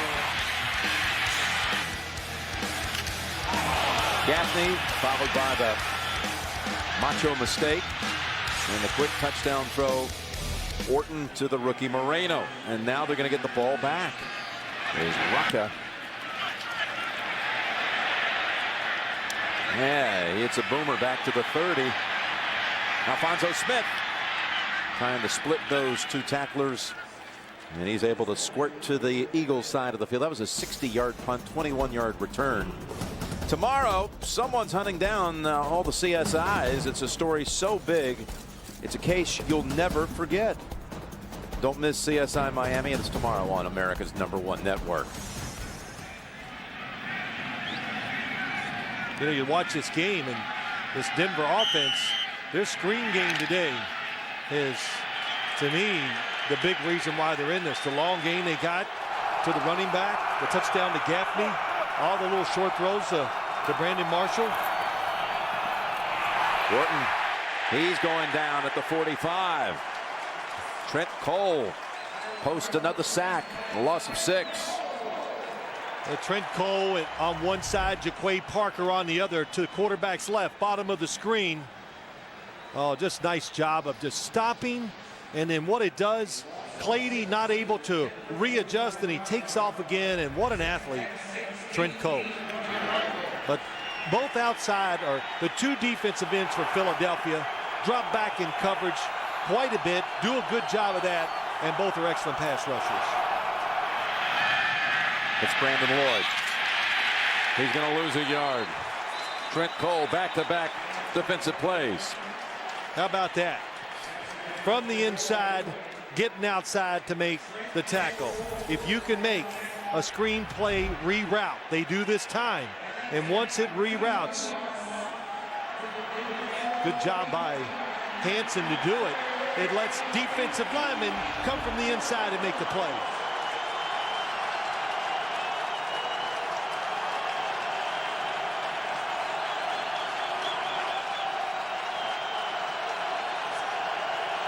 Got to get to the 39 of the Eagles for a first.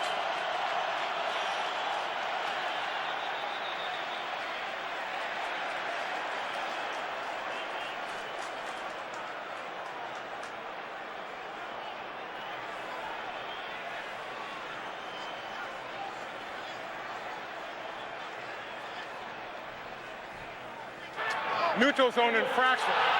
Defense number 90 jumped into the neutral zone, causing immediate reaction of the offense. 5-yard penalty, still third down. Darren Howard, did he jump across the line of scrimmage? Here's on the outside, yes. He jumped across. That made Tony Sheffer, sorry about the lines, jump or start before the snap of the ball. Good call.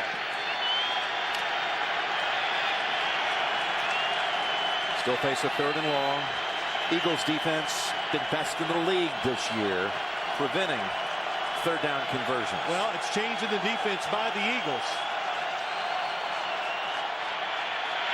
Orton got a one-on-one out here, looking for Marshall, and it's incomplete. Sheldon Brown tipped it away. What a good idea the Broncos had, though. They block it up. They use a wide receiver to give Kyle Orton extra time to throw it down the field to Brandon Marshall. Is it a double move? Yes. Oh, good job by Sheldon Brown hanging in there. And I tell you, Jim, you can tell he is not at full speed.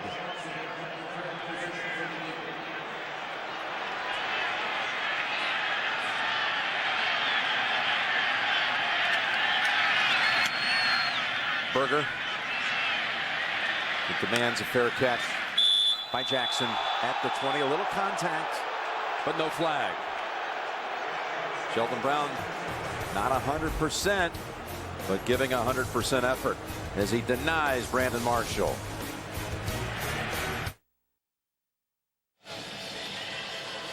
For those of you expecting to see 60 Minutes, you're watching the NFL on CBS. The Broncos and Eagles. Jim Nantz and Phil Simms here in Philadelphia. 27-24 Philadelphia lead, and 60 Minutes will be seen in its entirety immediately after the game, except on the West Coast. Will it be seen on its regularly scheduled time? That's Weaver. Dawkins wrapping them up after a gain of 2. We've got another update, and we hand it off to you, James Brown in New York. Jim and Phil, the Jets have expanded their lead by 14 over the Jets. A 29-yard run by Thomas Jones was a key play on this drive. Jones capped the drive with a 1-yard touchdown run. The 2-point conversion is good. 58 rushing yards on that series by Jones. 29-15 Jets on top of Indy. Back to Jim and Phil. All right, so the Jets taking full advantage after Peyton went out with a 15-10 lead. 2nd down and 8. And that's incomplete. Now these wild card contenders, these last 12 minutes, so crucial here for the Broncos. Boy, they could pull this one off. Look where they would be with all those teams at 8-7, like Baltimore and Houston and Pittsburgh. And the Jets very likely to be at 8-7. Let me ask you this now. Peyton Manning's been in the league 12 years. He's never been injured. You got a 15-10 lead in the 3rd quarter, and you have the football. One more Peyton Manning drive down the field might, in fact, be enough to go ahead and lock the game down. Then you could take them out up 22-10 and keep the perfect season going. Well, apparently you care more about the perfect season than they do. That's what they were saying by taking him out. Yep. It's not a factor in what they do. McNabb. Oh, what a nice save by Champ Bailey. I think he got a fingertip on it. I think he did. Jackson. It was an excellent job by Champ Bailey. He is all over Deshaun Jackson. And Donovan McNabb, well, how about that? Just hop up right in place. Yep. And when he stands tall, which he did there, he puts it on the money. Again, Champ Bailey, we saw it earlier, came underneath, got an interception. But Champ Bailey actually is in the middle of the field. He of course had made that diving play over on the near sideline, and just a little groggy and unable to get all the way back across to the other sideline. They're forcing Philadelphia to punt here. Well, Jim, I tell you, the Philadelphia Eagles, they don't think anybody can cover Deshaun Jackson. Well, Champ Bailey is doing a lot of one-on-one. Let's see, does he touch it? Yes, he does. Oh, boy, he lands hard right on his face. Look at the turf. His right hip hits the ground, but he's walking off now.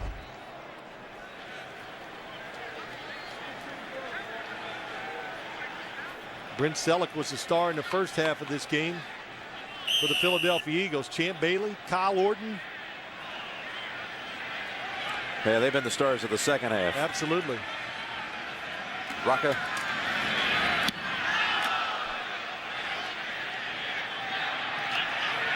On a 51-yard punt. Smith collared at the 33, and a flag.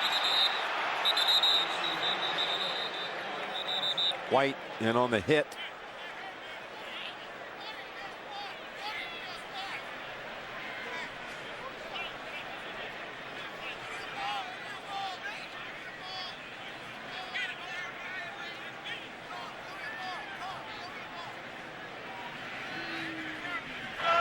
Personal foul, major face mask.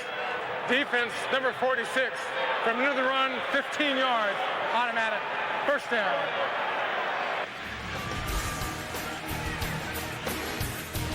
Well, it's actually on 52. We'll be right back to Philadelphia.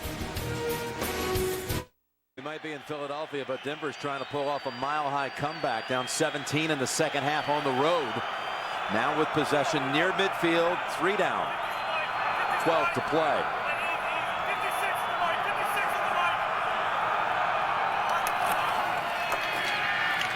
And Buckhalter takes it to the 50. After a run of 3, we've got another update on the Colts Jets. JB. Jim and Phil, the woes continue for Indy without Peyton Manning at quarterback. Curtis Painter here throwing a pick. Dwight Lowry picks him off. Painter, 4 of 8, 44 yards, 1 pick, and 1 fumble. Back to Jim Nantz and Phil Sims. JB, thank you. Playing hurt today, JB.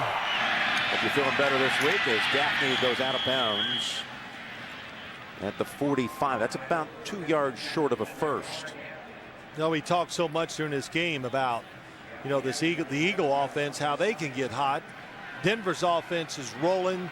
They got this Eagle defense sitting back and reacting instead of attacking and setting the pace.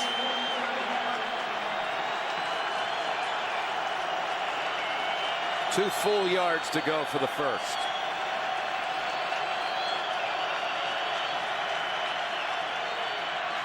Orton scrambles away, plants the feet, fires it incomplete. Boy, he threw that one with, again, some more heat, going for Brandon Lloyd. Yeah, the question is, here it is. He threw it awfully hard. Do you go for it here on 4th down or you punt it? Good job. Good job. I'm coaching the team. I think you punt it. Your defense has really got Philly's offense doing nothing. Pass was behind Lloyd. Yeah, good thing, though. Macho Harris in front. Had to be careful. We haven't seen Jackson, the league's leading punt returner, do anything. Did he not really have a chance on the return game, which Berger will no doubt try to angle this one away from him. We'll kick it high and bring on the fair catch. 26 yards at the 19-yard line. That was one of the 3 takeaways on the day. Eagles lead it by 3. We're back. Jim Nantz and Phil Simms here at Lincoln Financial Field in Philadelphia. McNabb in a shotgun on first down. Gives it to Westbrook, who backs his way in for 2. Hit first by Vonnie Holiday. Now McNabb, so hot in that first half. This has been a little bit of a sub-story on the year. The second half has not gone for McNabb, nor are the Eagles anywhere close to like what the first half performances have been. He's only 2 of 10 in the second half. 2 of 10, and the opportunities are not there.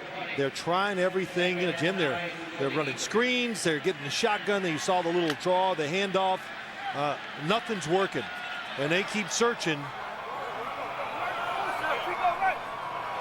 I would say I like this.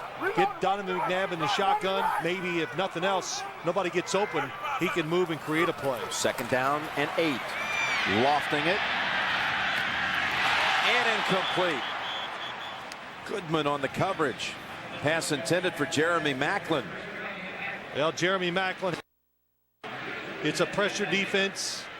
Trying to keep, I like that too. They're going to keep right now, keep McNabb in the pocket. Good coverage down the field. It's an underthrow. Goodman still close enough. Look at that. Gets his hand right between the receiver's hands. Oh, McNabb thought he had it. As I watch a few of these throws, that one looked like it was close to being on target, but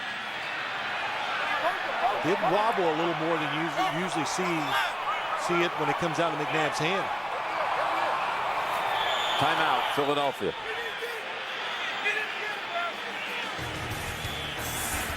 Big 3rd and 8 coming up for Andy Reid. Back here in Philadelphia, and the Eagles offense has stalled here in the second half, trying to avoid a 3 and out on this series with 10 minutes remaining. 3rd and 8 coming up.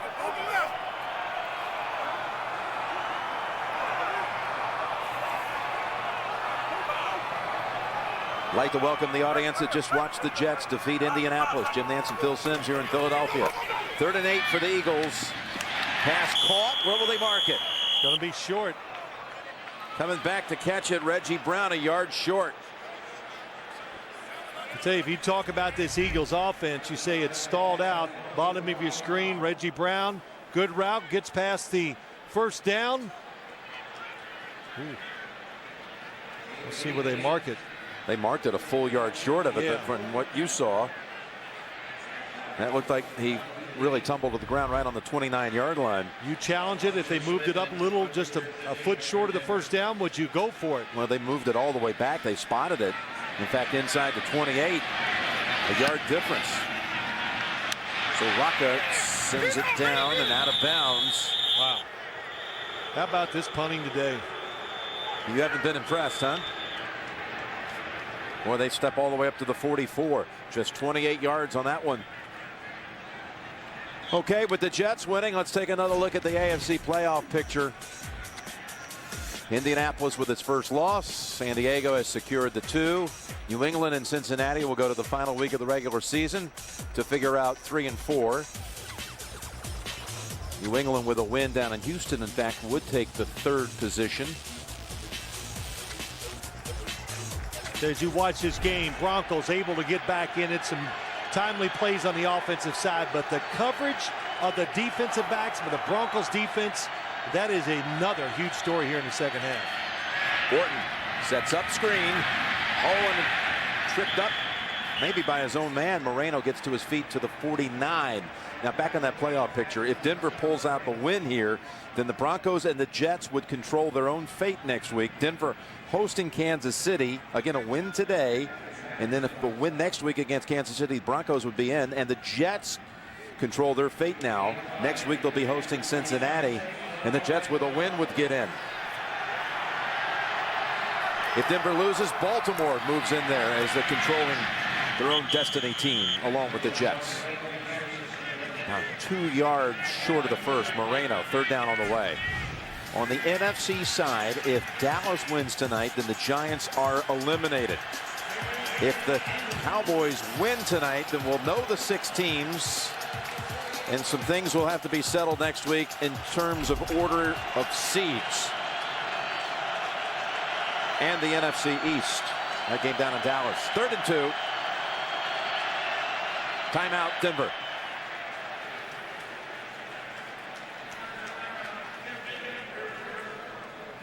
Well, next Sunday we will have doubleheader action.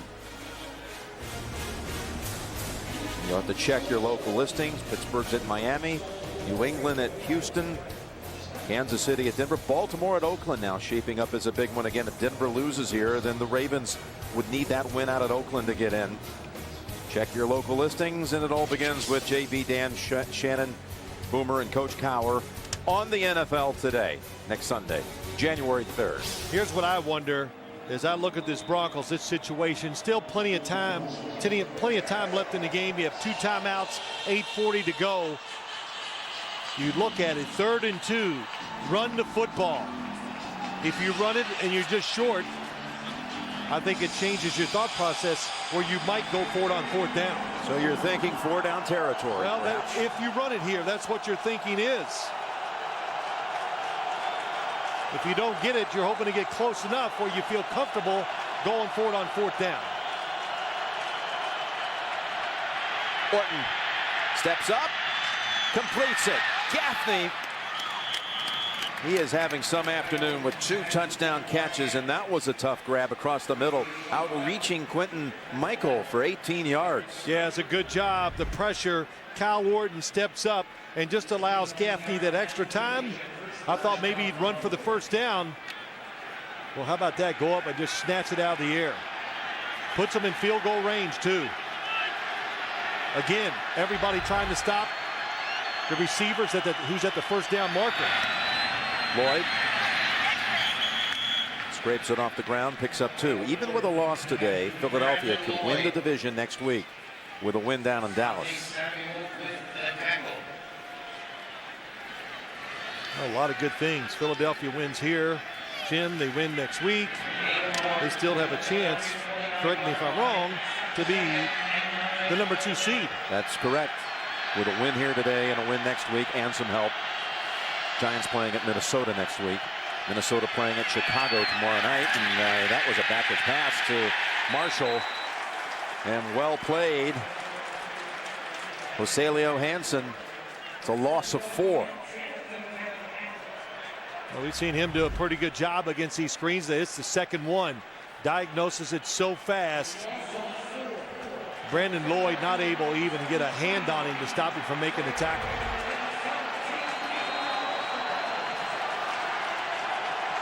Third down coming up. 3rd and 13. From here, it would be about a 51-yard field goal try to tie it. Orton is getting knocked down. He got it away in time, short of the 1st. It'll make it a little easier for Prater. Buckholter takes it for 5. Those are big yards. Kyle Orton was trying to go down the field, but the quick pressure, oh boy, what a good job getting rid of it. Seeing the running back coming out of the backfield just makes a field goal kicker mentally just feel better, of course, the shorter the kick is. Matt Prater from 46 yards to tie the game.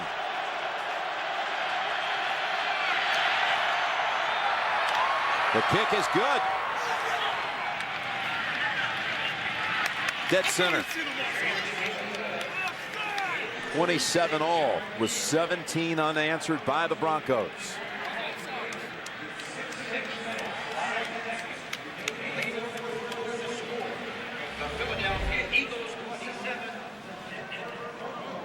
Well, this is no doubt about this one, right down the middle. Lonnie Paxton, the longtime Patriot, long snapper from 2000 through last year. Sent it back to Berger, who got it down to perfection. Prater drives it home. Well, think about it. Second half. What is the Philadelphia Eagles offense done? They did get the touchdown throw, but it was a pass that Donovan McNabb never saw Hill. Could have been intercepted. That drive was kept alive by a defensive penalty that was, I'm not going to say it wasn't one, but I had a hard time seeing it. And nothing fancy by the Broncos defense. They're just winning the battles, covering one-on-one and keeping Donovan McNabb in the pocket. In fact, that touchdown drive, the only touchdown drive of the second half by the Broncos, fueled by 2 first down penalties, if you will. The long pass interference call, and then the other one you referred to. The Eagle hit to the face. Let's see if that offense can be reignited here with 6 minutes to go. So Harris steps up. Tries to cut outside. He fumbles it again.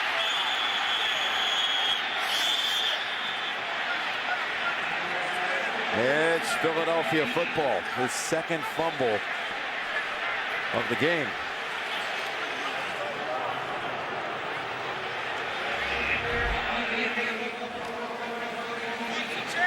Carrying the ball on the wrong side. You know, a couple things. Just carrying the football loose, not tucked to his body. And when it's not tucked to the body, any type of pressure is going to knock it out. Well, what a recovery. Abi Amiri with the recovery. And you go, why is it the wrong side, Jim? Because when you have it on the inside, you can't use your other arm to defend them off. And if it's on the outside arm, when it gets hit loose or knocked loose, it usually goes out of bounds. McNabb is tossed down by Dumervil. His second sack today, setting the single season mark in Denver history with 17. Well, what's so good, it takes so long. Donovan McNabb hoping for a better option. The short receivers were open, but you can't think that Brent Selleck, a tight end, is going to be able to stop for that long one of the best pass rushers or sackers in the NFL. He breaks Simon Fletcher's Bronco record. Fletcher, University of Houston product. He went up and had a number of good years in Denver, and a flag, and it's going to be 5 more marked off against the Eagles. Ball start. Offense number 79. 5-yard penalty, goes second down. This defense of the Broncos. Wow, 4 straight 3-and-outs. Look at the yardage. Unbelievable. 1 yard. But you know, Jim, they have this ability, and people keep writing the Broncos off during the year. And I go, hey, this defense it's tough, and they have stretches. Remember we watched the Indianapolis Colts play? They went 3-and-out many times and gave the Broncos a great chance to win that game. Mike Nolan, their defensive coordinator. 2nd and 25. Pass too high. And open was Jeremy Maclin. And again, McNabb ends up on his backside. Well, that's not what caused the interception. He had time, and he does a good job of looking it off. He's going to the, well, let me redo that over. He's not able to complete the follow through to get the football down. Hey, the way it's going for the Eagles, I don't know. I'd think about punting on 3rd down.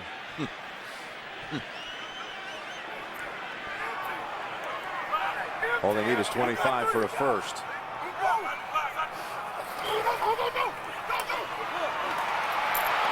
All kinds of time. McNabb, he's got a chance to get the first. McNabb's got the first down at the 42. A 27-yard scramble.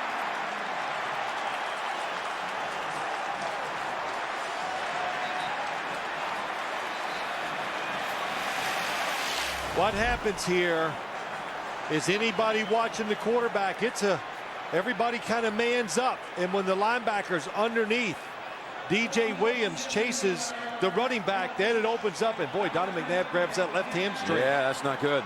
He's staying in the game. He immediately grabbed that left hamstring. It took so long. They had so many guys running deep. That's why he was able to get the 3rd and 25. His longest run of the season. And Westbrook goes for 2. Well, boy, just think how big that was. An incomplete pass. They would have been punting, basically punter standing on the goal line. Punter's having a bad day. Yep. Can't get it airborne. Just had a 26-yard punt the last time he booted it. Field position has changed dramatically, of course, and also time. Not only his longest run of the season, his longest run since 2007. You know, as I've watched him this year, You know, I asked a bunch of the coaches for the Eagles, is he moving around more? And they go, nah. Remember, it's 2 years after the surgery. He feels good. But he moves around now to throw the football, not to gain yards rushing like he did when he was young. 2nd and 8. That's an incompletion. Hit the ground before Macklin got a hold of it.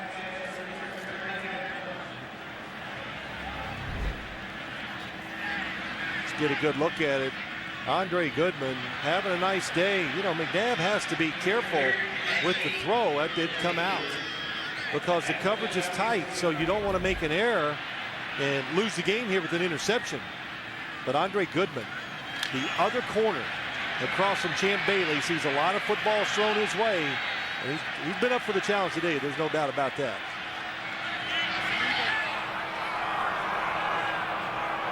Third and 8. It's going to be a yard short of the first. That's Goodman you just spoke of. And that not only would have been a first down, that whole side was open for at least another 10 yards, I believe. 4th and 1 coming up. Boy, nice tackle by Goodman. Good angle. Didn't get underneath where he would be chasing, and he wouldn't be able to make the tackle if the football was caught. They're going to punt it. I don't blame them. I wouldn't go for it. They've shown nothing that makes you think they're going to win at the line of scrimmage. You still have timeouts, 2 timeouts. You can back up the Denver Broncos and win it with your defense. Alphonso Smith is the returner.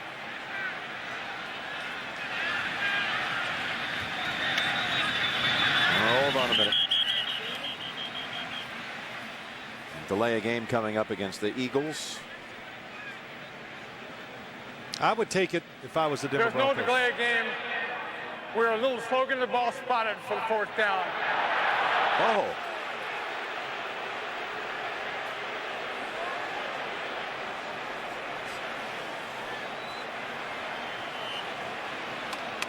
So no penalty. What'd you say? Oh.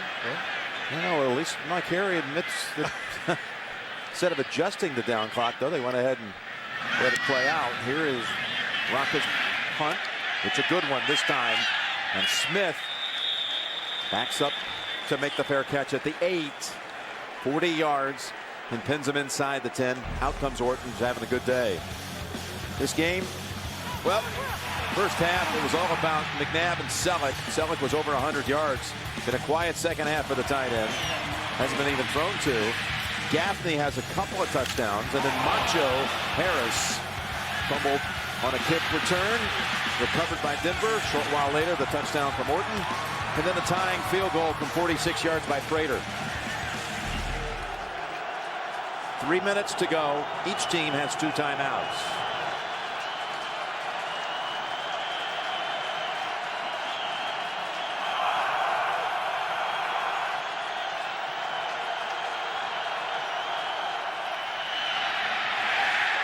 Quick stick by Akeem Jordan. Holds him to 1. The lineup tonight on CBS begins with 60 Minutes. Followed by Tom Selleck in a special movie presentation. Jesse Stone, Thin Ice, and Cold Case only on America's #1 network.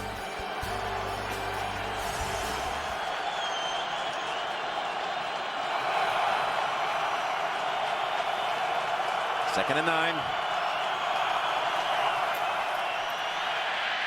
Orton with a flag down in the area of offensive holding. And that's Lloyd out to the 25. Will the 15-yard catch hold up? Or is it coming back? Holding. Offense number 73. Half the distance to the goal. 2nd down. 73, Chris Cooper, right guard. Here he is. Oh, he gets his arms around and pulls. Boy, another good job. Look at the defenders all to the left. Everybody for the Eagles. That was probably their thought coming into this game. Let's guard the short receivers, the guys that run those 5-yard routes, and Kyle Orton getting off that 5-yard route and finding wide open receivers behind it. Eagles defense, if it can make a couple of plays here, could set up McNabb and that offense with good field position to win it. 2nd and 14. Come out of the end zone. It's Gaffney. He's only to the 9. Well, the one thing that stuck out when the Eagles don't blitz, they're a middle-of-the-road defense. 2-minute warning in Philadelphia. 3rd down coming up out of the break, and you're watching the NFL on CBS. 2 minutes left. Each team with 2 timeouts, and each team with 27 on the board. 3rd down and 9 for the Broncos. I think they're just faking the blitz. They'll play it safe. Almost got to Orton. Now running for it, and he is stopped short. Coming up to make the play, Tracy White. But there is a flag back near the goal line. Holding offense, number 78. After this is the goal. Still 3rd down. Wait, are you going to take the penalty? You would force him to punt here from the 17. He's going to reassess this. Decline. Okay. I wouldn't give him a chance if I had to make a call like that. Andy Reid complaining. All right, there's holding. Was it in the end zone? Of course, if they'd taken the next snap from half the distance, would have been about the 4-yard line. Boy, they're going to force him to punt, though, and take the punt and take the decline the penalty and get the football back. And that Reid decision not to go for it, the punt, worked out just the way he wanted it. That's right. And Kyle Orton, that football was not in the end zone when the holding occurred. So that's a good call by Mike Carey. And you saw Jackson jumping around, ready to return the punt. 3 career punt return touchdowns. And the leader again in the National Football League punt return average this season. It's Berger. This will be returned. There's Jackson. Checks off a hit. Another flag down back at the 20-yard line. Lonnie Paxton, the long snapper, made the hit on Jackson. There's no foul on the play. All of the action was legal. 1st down. 1st down from the 42 of Denver. Now you got the time on your side. McNabb with 3 touchdown passes. The first one went to Jackson from 2 yards out. Then an open Brent Selleck. And then the one to Avant. So many big plays in the game, Jim. Go ahead, I'm sorry. But McNabb scrambled, changed field position, allowed the Eagles to get the ball back after a punt.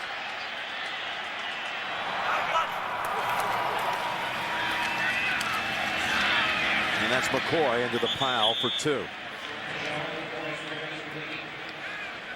We've talked about how some of these AFC teams and who could control their own destiny after today, but you've got the likes of all the fans down in Baltimore, Pittsburgh, Houston, all right now hoping that somehow Philadelphia can put together a winning drive, just incrementally help their chances. Of course, Baltimore would be really big help for them. That would put them in a position where they could control things if Philly wins. McNabb. What a catch. Now they rule it incomplete. Macklin was the receiver. He's ruled out of bounds at the 11. I was going to say that is a phenomenal catch. This would be inside the 2, of course. Booth review.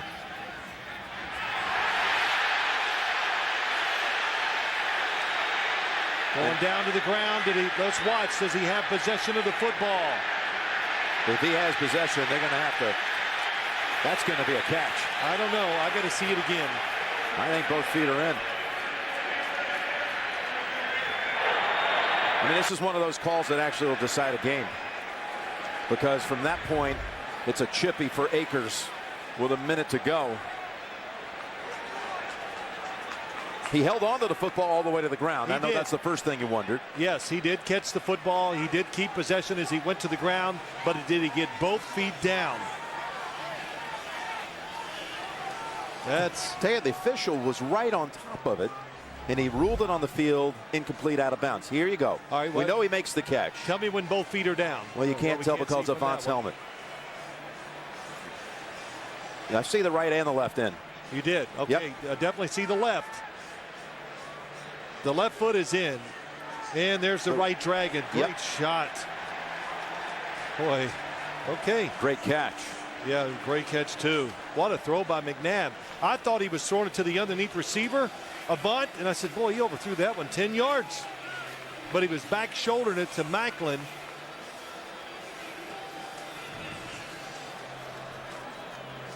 Football, it's not moving.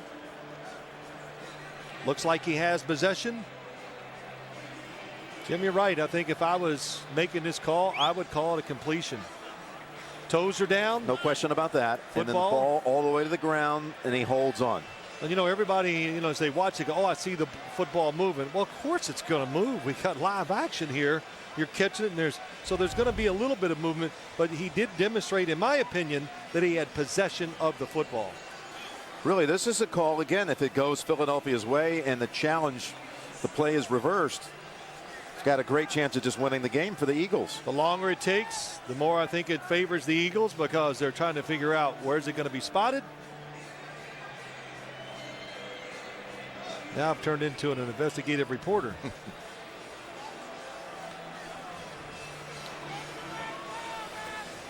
Yeah, let's look at it one more time. The feet are definitely in.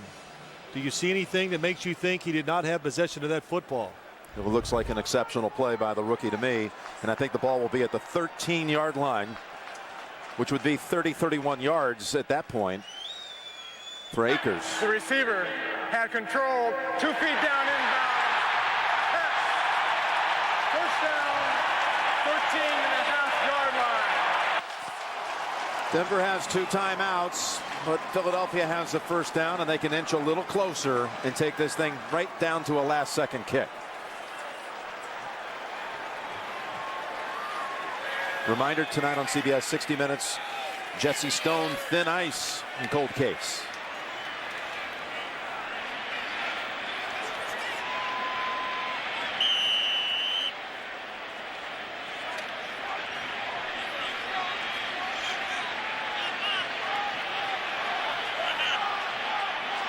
Westbrook the tailback.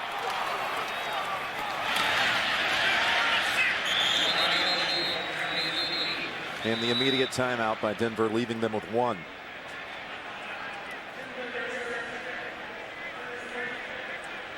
The Eagles have had a couple of close wins not all that long ago. Week 11 at Chicago. McCoy's touchdown run in the 4th quarter helped win it. And then week 12 against Washington, Akers with 1:48 left from 32 yards out. A 27-24 victory. You know, Jim, I was thinking about it. Would you let the Philadelphia Eagles score here? Let's say they let them score in that first play. Yeah. Yeah, you know, the only reason I think about it all the time when I'm watching games, but this football, it is on the 13-yard line. It's not just an automatic extra point. You're not inside that 10 or inside the 5 when I always think of that. Now it'd be about a 27-28-yard try, and another timeout coming up by the Broncos.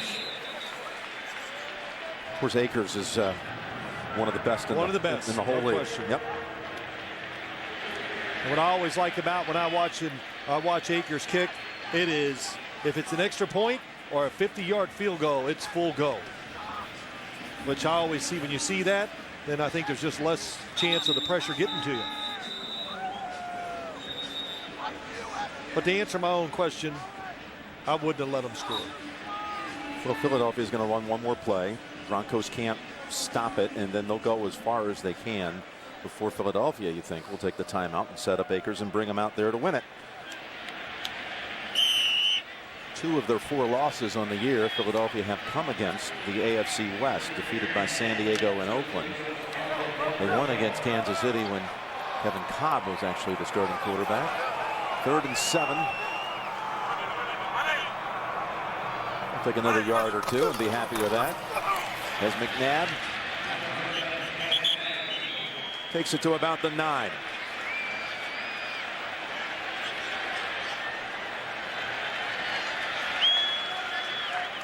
Playing the game clock and the play clock identical. Now it'll all come down. He'll call the timeout. 7-8 seconds to go, somewhere around there. And Mr. Akers, signed by Andy Reid, back in 1999, Reed's first year. It was after Akers had been cut by the Washington Redskins, and it's been a year in NFL Europe. Well, the clocks are identical in the stadium. There you go, 7 seconds. So you can't declare it if it goes through the uprights a victory, because you still have the kickoff to go. It'll still be a second or 2 or 3 to go. Timeout Philadelphia, 7 seconds. And Akers, pretty cool guy too in these kind of situations. Philadelphia again already in the postseason, has a chance at the number 2 seed if things break right. Still haven't locked up the division. They could win the division if Dallas loses tonight, or if they win at Dallas next week, if the Cowboy victory unfolds this evening in Redskin land. And Denver trying to fight for its playoff life. Will not be eliminated with a loss, but would need help next week.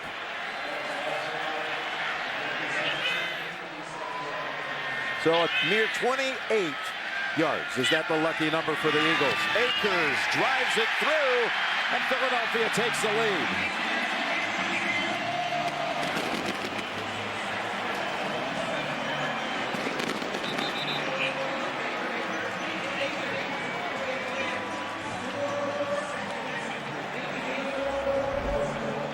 Like you said, Phil, he doesn't just chip it.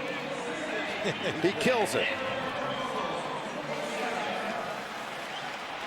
Well, for all the struggles this Eagles team had in the second half, really on both sides of the ball, Jim, Donovan McNabb, the big scramble, changed field position, and then the terrific catch by Macklin. McNabb, he looked up just in time.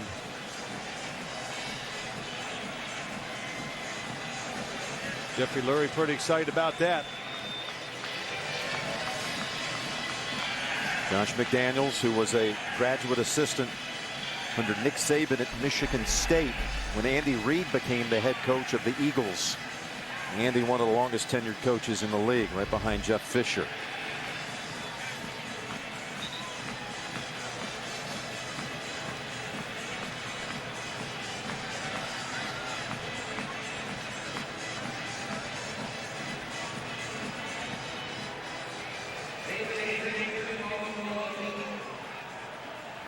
Kinds of scenarios for next week. The Broncos will find out after this game ends that there's even a possible strength of victory tiebreaker that they would have in the mix with the Jets and the Ravens next week. So all sorts of things to settle. You can see the NFL offices in New York trying to sort it out to this very minute. The ball just tossed around a little bit to Smith, and that's not going anywhere. It is over in Philadelphia. The Eagles prevail on an Akers field goal from 28 yards. Philadelphia 30, Denver 27. Coming up next, 60 Minutes, followed by Jesse Stone, Thin Ice, and Cold Case. For Phil Simms and all the crew, Jim Nantz saying so long from Philadelphia, and Happy New Year, everybody. You've been watching the NFL on CBS, home of Super Bowl 44.